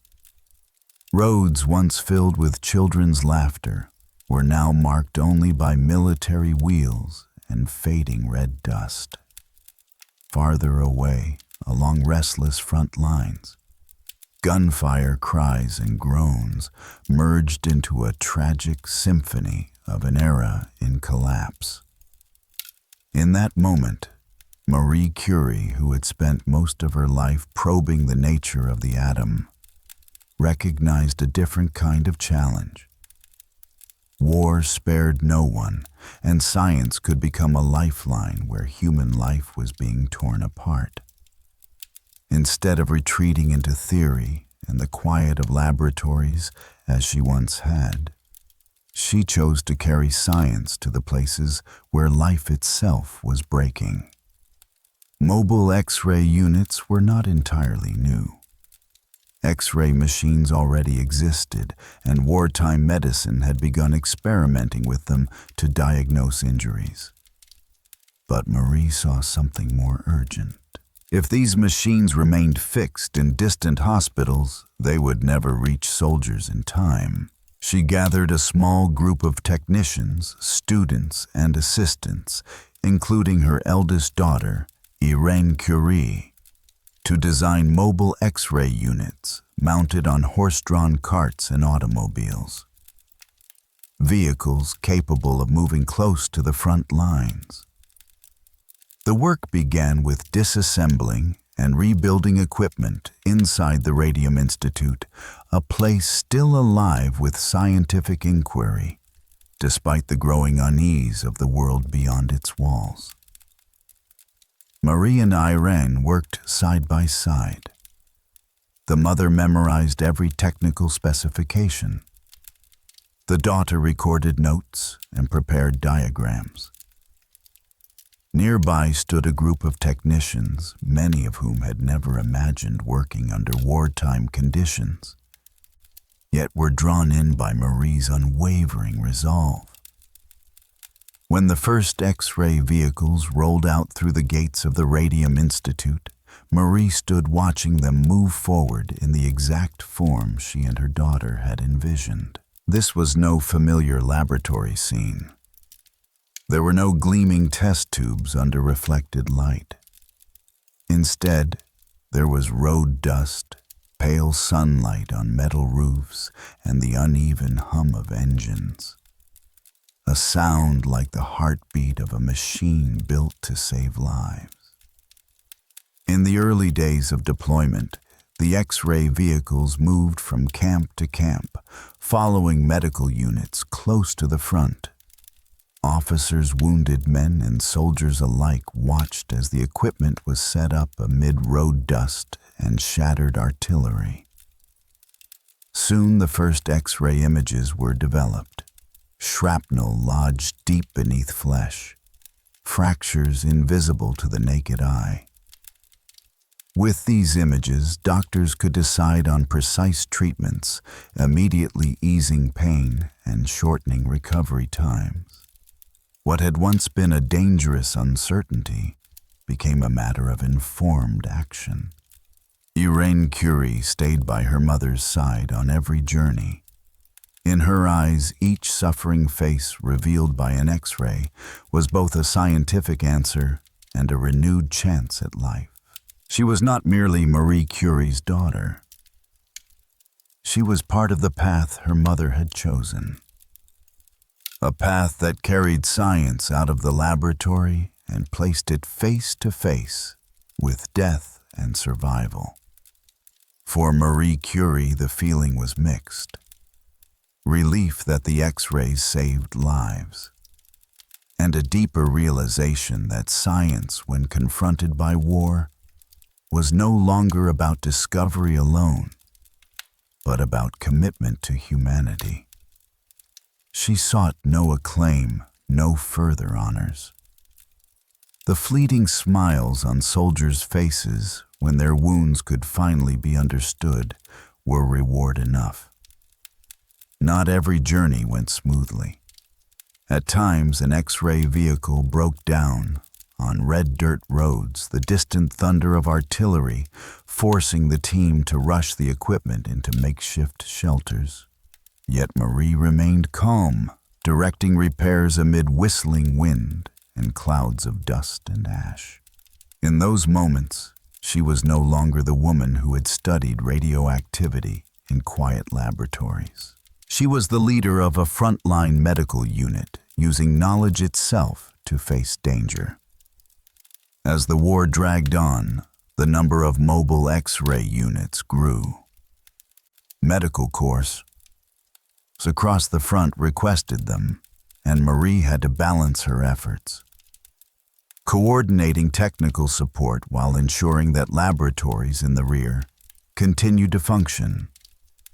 In brief pauses between missions, she and Irene witnessed both devastation and resilience. Injured limbs, faces smeared with mud, and still a fierce will to live shining through. The end of the First World War did not come quickly, and the X-ray vehicles were no longer experimental tools. They had become symbols of a new vision. Science serving humanity directly in its harshest hour. Marie Curie, her hair prematurely silvered and her eyes deep with resolve, walked beside her daughter along those wartime roads. A quiet journey where each beam from an X-ray machine was not a discovery, but a chance at life. Chapter 14. The Unread Letters.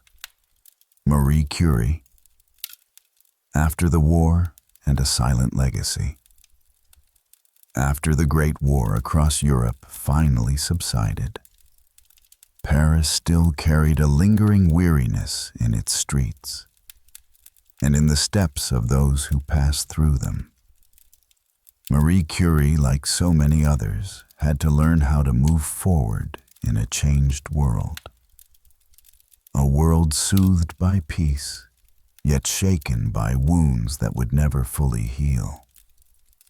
What she carried with her was not only Nobel titles or studies of radioactivity, but the living hearts of those who had survived because X-ray vehicles reached them at the front. They wrote to her, letters filled with gratitude, with pain, with fragile hope. Yet Marie, who had written thousands of pages of theory and data, rarely opened them. The letters accumulated in a heavy wooden box on her desk. Unlike her research notebooks, dense with logic and equations, these letters required no reasoning. They held only one thing: gratitude. Marie did not reply to them, not out of indifference, but because she believed that the work she continued to do was the fullest answer she could give. In the post-war years, she devoted herself to strengthening the Radium Institute, expanding its laboratories, and training the next generation of scientists. She did not spend time recounting what she had done during the war. Instead, she guided young minds to ask the right questions and to pursue answers with unwavering persistence. For her, science was an endless journey, not a collection of honors or thank you notes. One spring afternoon, seated at the large time-worn wooden desk in her office, she opened the box of letters, not to answer them, but to read.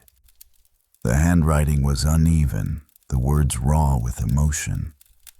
One letter spoke of a soldier whose leg had been saved after an X-ray spared him amputation. Another came from a nurse moved by Marie's calm amid gunfire. Another from a rural teenager who dreamed of becoming a scientist, like Madame Curie. She read in silence like someone standing before a moving symphony. No drums, no brass, only a pure resonance between those who wrote and the one who received. Those letters did not change her course. They affirmed it. And in that quiet affirmation, a different kind of legacy took shape.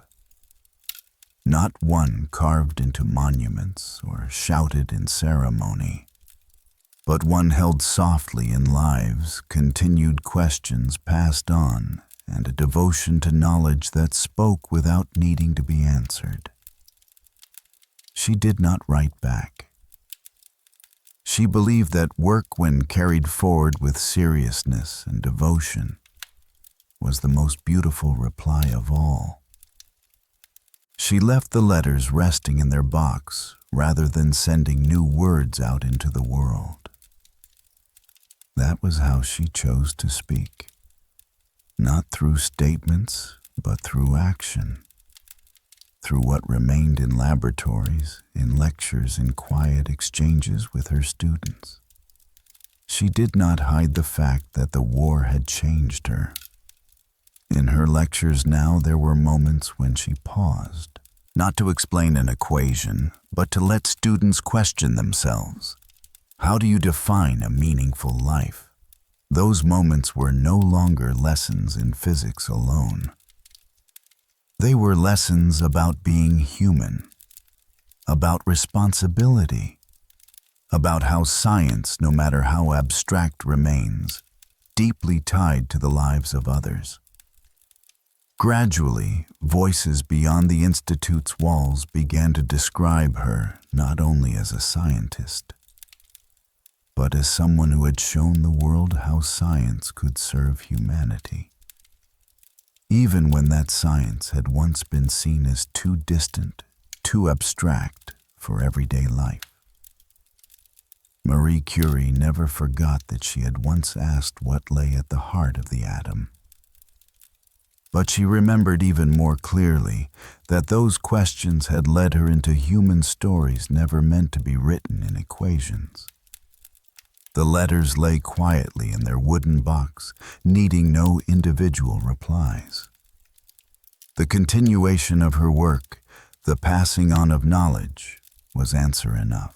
In the stillness of her office afternoon light falling through the window, she lifted her gaze toward the Paris sky. Another season of blossoms was nearing. And though the world had endured immense loss, she believed that what remained would be shaped by those who knew how to ask the right questions at the right time, and who could listen for answers that arrived without words. Chapter 15. Sealed Rooms, Lead Gloves, and Lethal Notes. After nearly 40 years of leaving behind a simple life to enter the laboratory, where numbers and repeated measurements became the rhythm of each day, Marie Curie finally confronted a limit no equation could describe: her own body. In 1934, Marie Curie died of aplastic anemia, a direct consequence of decades of exposure to radiation she had once regarded as a guiding light. By then, science understood far more about the dangers of radioactivity. But Marie was among those who paid the price with their own blood marrow and strength. Her life, bound so closely to invisible rays, was ultimately marked by them in the most unforgiving way. There were no more animated lectures, no more nights spent laboring in the laboratory. Only a sealed room remained. A small space where she had devoted much of her life to recording data, analyzing results, and asking questions no one else had yet formed. When she died, that room stood unchanged, like a moment frozen in the history of physics and chemistry. Marie Curie's research notes were no longer simply sheets of paper. They carried a visible danger. Scientists later discovered that many pages remained highly radioactive, so much so that they could not be handled safely in the ordinary way. To preserve them, thick, lead-lined boxes were required. Anyone wishing to read those lines had to do so with protective equipment, as if entering a controlled laboratory zone. That image. Protective gear is worn before a single page. It became the clearest proof of one truth. A great legacy can also become a lasting scar. The notes that once helped open the door to the atomic world now had to be shielded like hazardous material. What Marie Curie left behind was not only knowledge, but a warning, a reminder of the cost of relentless devotion. Some who visited the sealed room after her death later recalled that standing among the papers, test tubes, and chemical vessels, they felt her presence more strongly than in any lecture or published paper. Not because she was still there, but because everything she had touched continued to emit a force both compelling and dangerous. A force the world would henceforth approach with far greater caution. Many years later, as new generations of scientists stepped into the field, they learned about Marie Curie not only as a scientific legend, but as a symbol of quiet sacrifice. She did not fall amid public acclaim or in the heat of fierce debate. She departed among notebooks and test tubes, the very tools she believed could help humanity understand the world more deeply. The deepest irony lies here. Those same tools, those invisible lights that opened a new horizon of knowledge, they slowly drained the life of the woman who revealed them. More than half a century after her death, science still approaches that light with caution. Research institutes continue to store materials from her era in lead-lined containers and behind protective barriers. Treasured artifacts and hazardous remains at once. Knowledge preserved and warning embodied. And in modern laboratories, where scientists continue a pursuit that is never truly ended, Marie Curie's presence endures. Not through lectures or ceremonies, but through the questions she once asked and the pages she filled with unwavering devotion. Her life from a poor attic room to sealed laboratories filled with glassware did not conclude with a blessing or a grand monument. It ended with a reminder that true legacy is not only what you create, but how the world must learn to live with what you leave behind. Whether it shines brilliantly or inspires fear.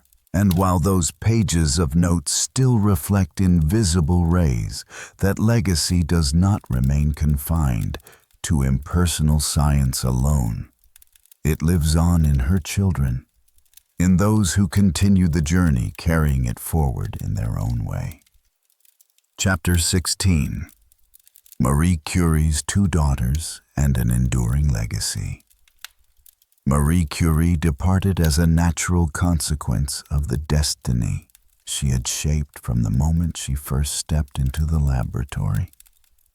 Quietly, without spectacle, yet deeply inscribed in every number and every unanswered question she left behind. At the time of her death, the world had only begun to grasp the consequences of her discoveries. What vanished with Marie was not the end of a story, but the beginning of other lives that would carry her legacy forward. Her two daughters, Irene and Eve, were more than her children. They became two very different paths, branching from the legacy Marie and Pierre Curie had created. That legacy was both intellectual and ethical, a way of living that demanded persistence, endurance, and the courage to face what no one yet understood. Irene Curie, the elder daughter born in 1897, grew up among laboratories and books rather than in the ordinary gardens of childhood. From an early age, she watched her mother work tirelessly beside test tubes, eyes fixed on columns of data, calm in the face of repeated failure. There was no doubt that Irene absorbed scientific thinking not through instruction, but through example. Knowledge passed on not by words, but by lived devotion. When Irene chose to pursue chemistry and physics, it was more than a career decision. It was a commitment to continue her mother's work. She did not choose the easier path. She chose radioactivity. She chose the demands of the laboratory. She chose questions her famous mother had already dared to ask. She studied at the Sorbonne, later led research laboratories of her own, and together with her husband, Frédéric Joliot, embarked on a far-reaching investigation into artificial radioactivity. In December 1935, just 1 year after her mother's death, Irene and Frédéric were awarded the Nobel Prize in Chemistry for the discovery of artificial radioactivity. It was a major advance that extended Marie Curie's work into a new domain. This was no coincidence. It was the result of a long continuity of thought and dedication to the atomic world. Irene did not merely inherit her mother's legacy. She expanded it. For Irene, every lecture, every measurement, every experiment became a quiet tribute to her mother. Each achievement was not only a personal milestone, but proof of a deeper truth. Knowledge is not simply passed down. It is sustained and enlarged by those brave enough to carry it forward. While Irene carried her mother's legacy deeper into atomic research, the younger daughter, Eve Curie, chose a very different path. She did not become a scientist. Instead, she became a journalist, a writer, and a storyteller. Eve Curie was born in 1904 and grew up in a renowned family without being drawn into the professional expectations attached to her mother and sister. She chose to study literature, music, and the arts, fields shaped by emotion, language, and human experience. When the Second World War erupted, Eve traveled to various fronts as a war correspondent, recording the lives of ordinary people caught in extraordinary circumstances. Her most enduring contribution, however, came in 1937 with the publication of Madame Curie. The book was not merely a chronicle of scientific discoveries. It was a deeply human portrait of Marie Curie, of her struggles, her resolve in the face of adversity, and her way of confronting truth and the nature of matter itself.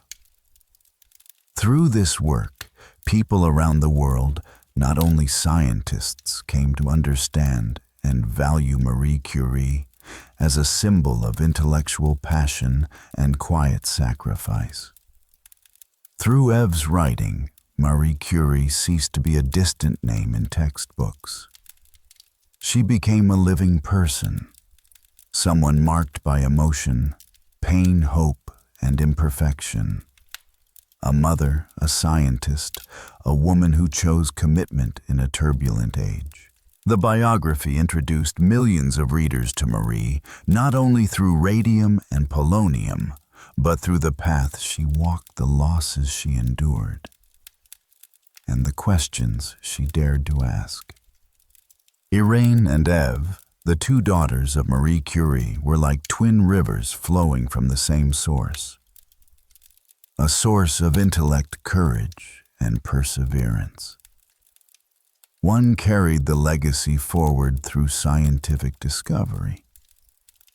The other brought science closer to human life through language and story. Each preserved and expanded their mother's legacy in her own way, and each in her own domain succeeded. Marie Curie with discoveries that expanded the atomic horizon. Eve Curie with words that carried the image of a remarkable mother into the hearts of readers. It is no accident that the legacy of Marie Curie spread in such varied and enduring forms. It reflected her very nature, never confined to a single mold, always a journey toward light, whatever the circumstance. Marie Curie lived and died for an invisible light, yet it was her two daughters, through science and through language, who made that light visible in human life. Her legacy does not sit confined within museums or a single branch of science. It continues in the hearts of those who carry it forward in the stories that are retold and in the unceasing advance of human knowledge. Irene and Eve, each in her own way, showed that true legacy is not measured solely by discoveries honored with medals or titles. It is measured by what people continue to do with those discoveries, and by how belief, curiosity, and courage are passed on to the next generation. In a world where great breakthroughs so often come hand in hand with deep loss, the two daughters of Marie Curie stand as living proof of a simple truth. A great legacy does not end when its creator is gone.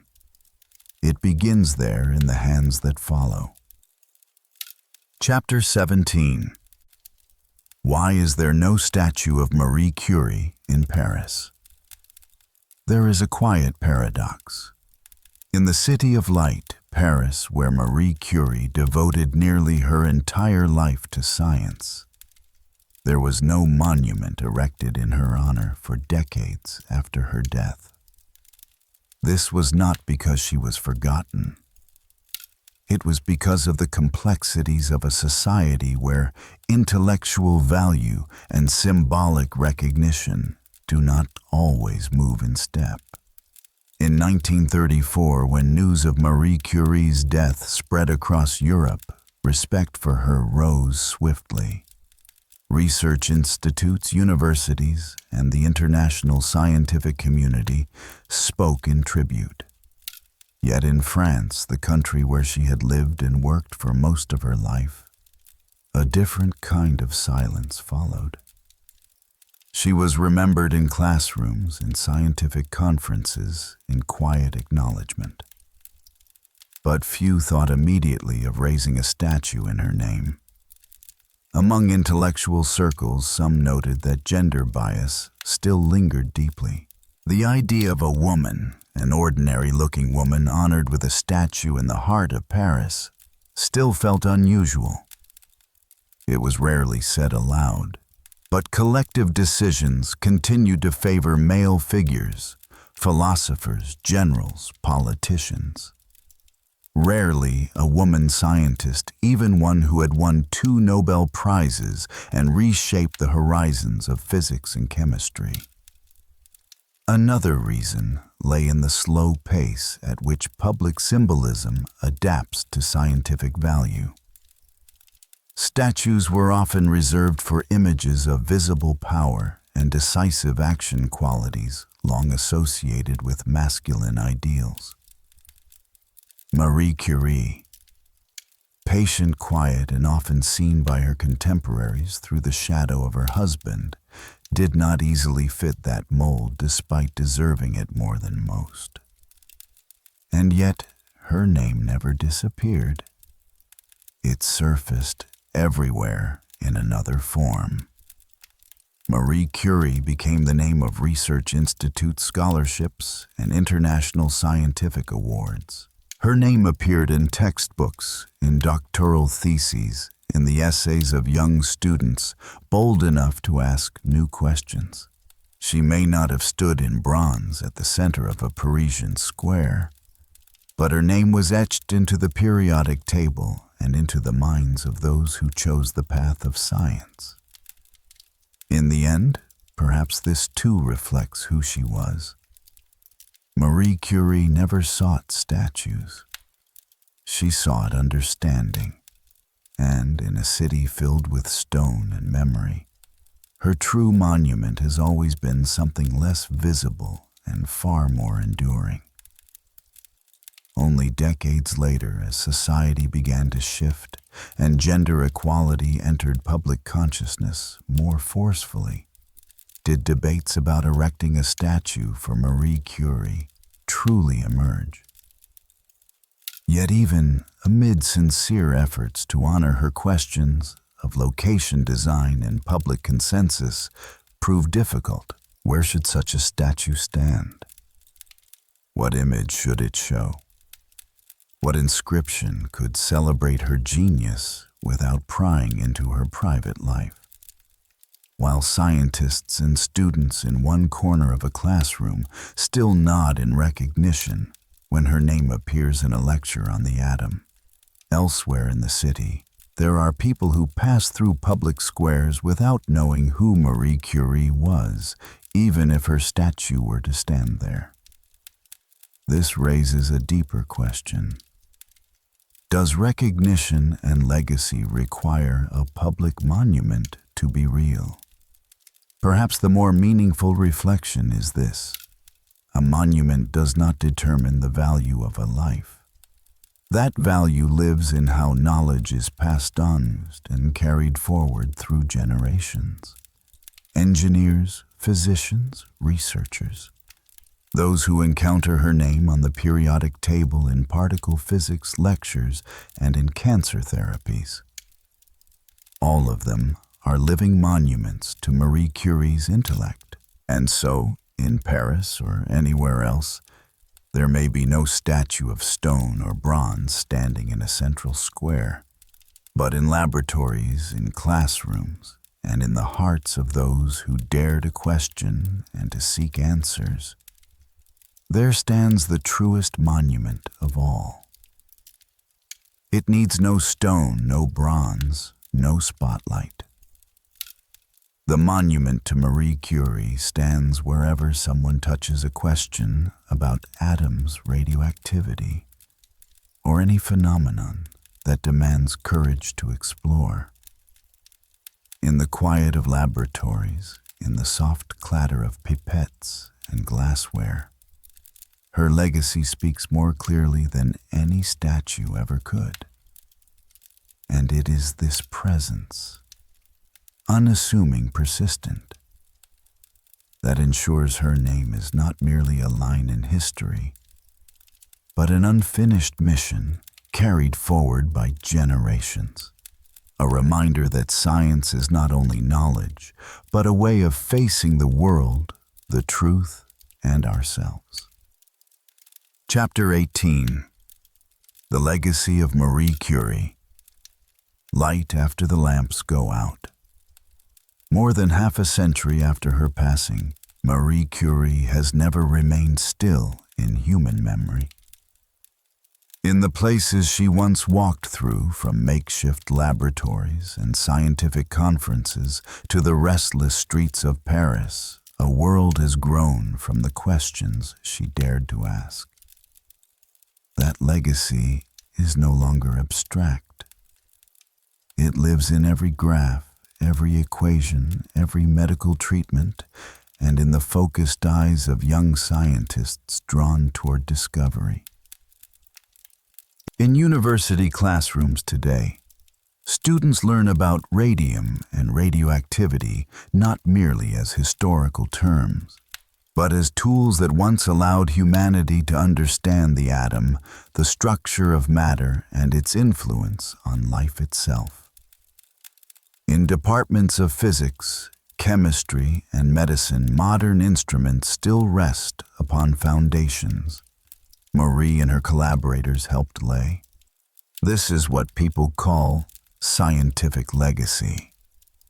A beam of light spreading through time.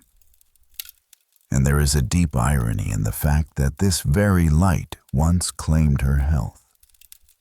Yet today, that light is no longer only a source of danger. It heals cancer, enables precise diagnosis, and continually expands the boundaries of human understanding. One of the most far-reaching applications of radium and radioactive substances is nuclear medicine. A field few could have imagined when Marie first began her work. Cancer therapies, advanced imaging techniques, and developments in nuclear physics now serve both energy and medical treatment. All of these are branches rising from roots she planted. History also remembers a more troubling chapter. For decades, radium found its way into clocks, cosmetics, and everyday consumer products, once hailed as a miracle until the dangers of radiation exposure became clear. This too complicates Marie Curie's legacy. What can save lives can also cause harm when misunderstood or used without care.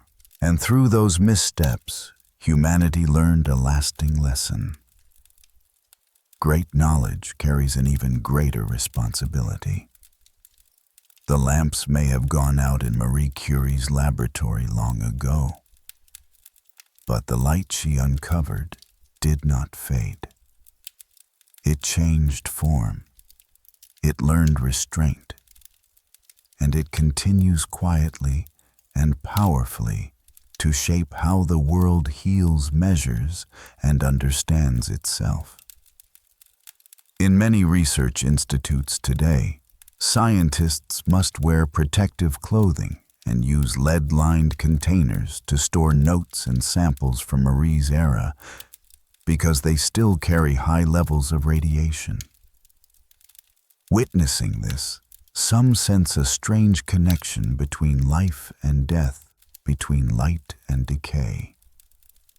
The very duality Marie encountered daily in her laboratory, as if her legacy must be both honored and handled with caution.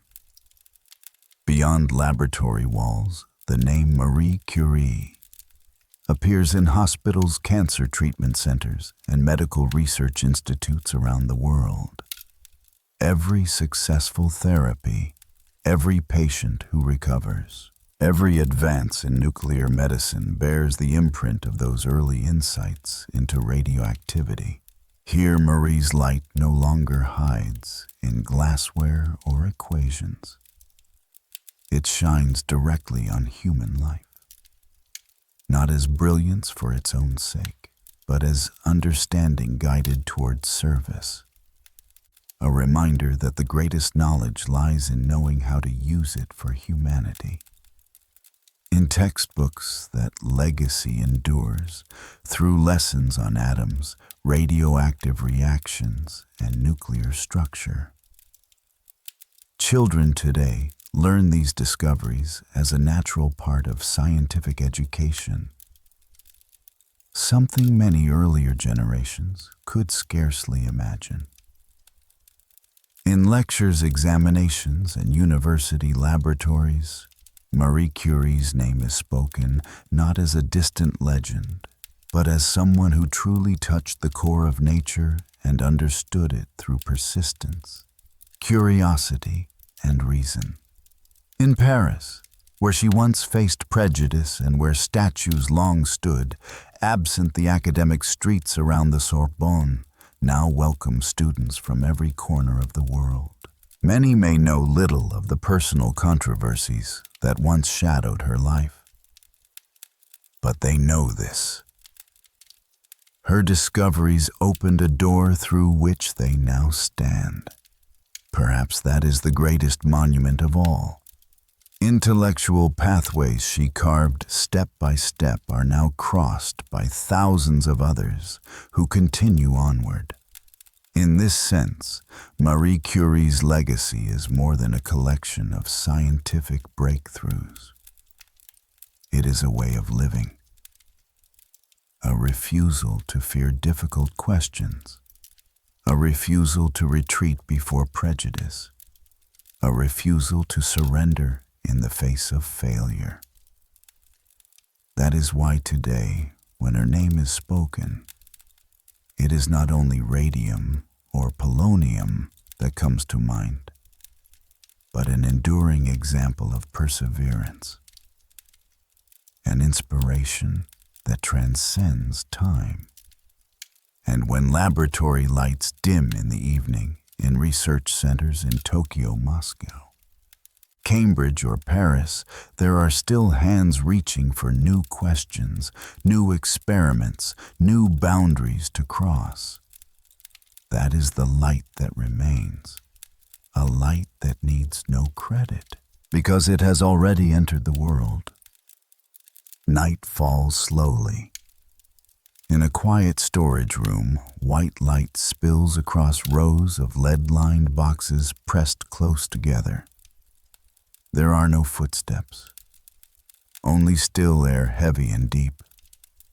An old notebook lies open on a metal table. The pages have yellowed. The handwriting is thin and steady, as if the writer stepped away only moments ago. Beyond the window, the wind moves past, carrying the distant sounds of the city. Life goes on unaware of who once illuminated it. Light does not disappear when the hand holding the lamp lets go. Somewhere in the far memory of this story, there was once a freezing attic, a box of congealed milk, a notebook open beneath an oil lamp. Back then, the light was weak, trembling barely enough to illuminate a single page. Now that light no longer glows from radium, it no longer flickers in laboratory shadows. It has spread into knowledge, into method, into questions carried forward through generations. No one sees it with the naked eye anymore. But it is there, in the way humans learn, in the way they heal, in the way they have grown more careful before the power of nature. Outside, the wind blows again. A page stirs softly, then lies still. If this journey has left you with a question, a pause, or a different way of seeing science and humanity, you are welcome to stay a little longer. Subscribe to the channel so these unfinished stories may continue. Leave a comment if there is something you wish to carry with you from this light. And if it feels right, a quiet like, a small nod in the dark, the lamps slowly fade, but the light does not.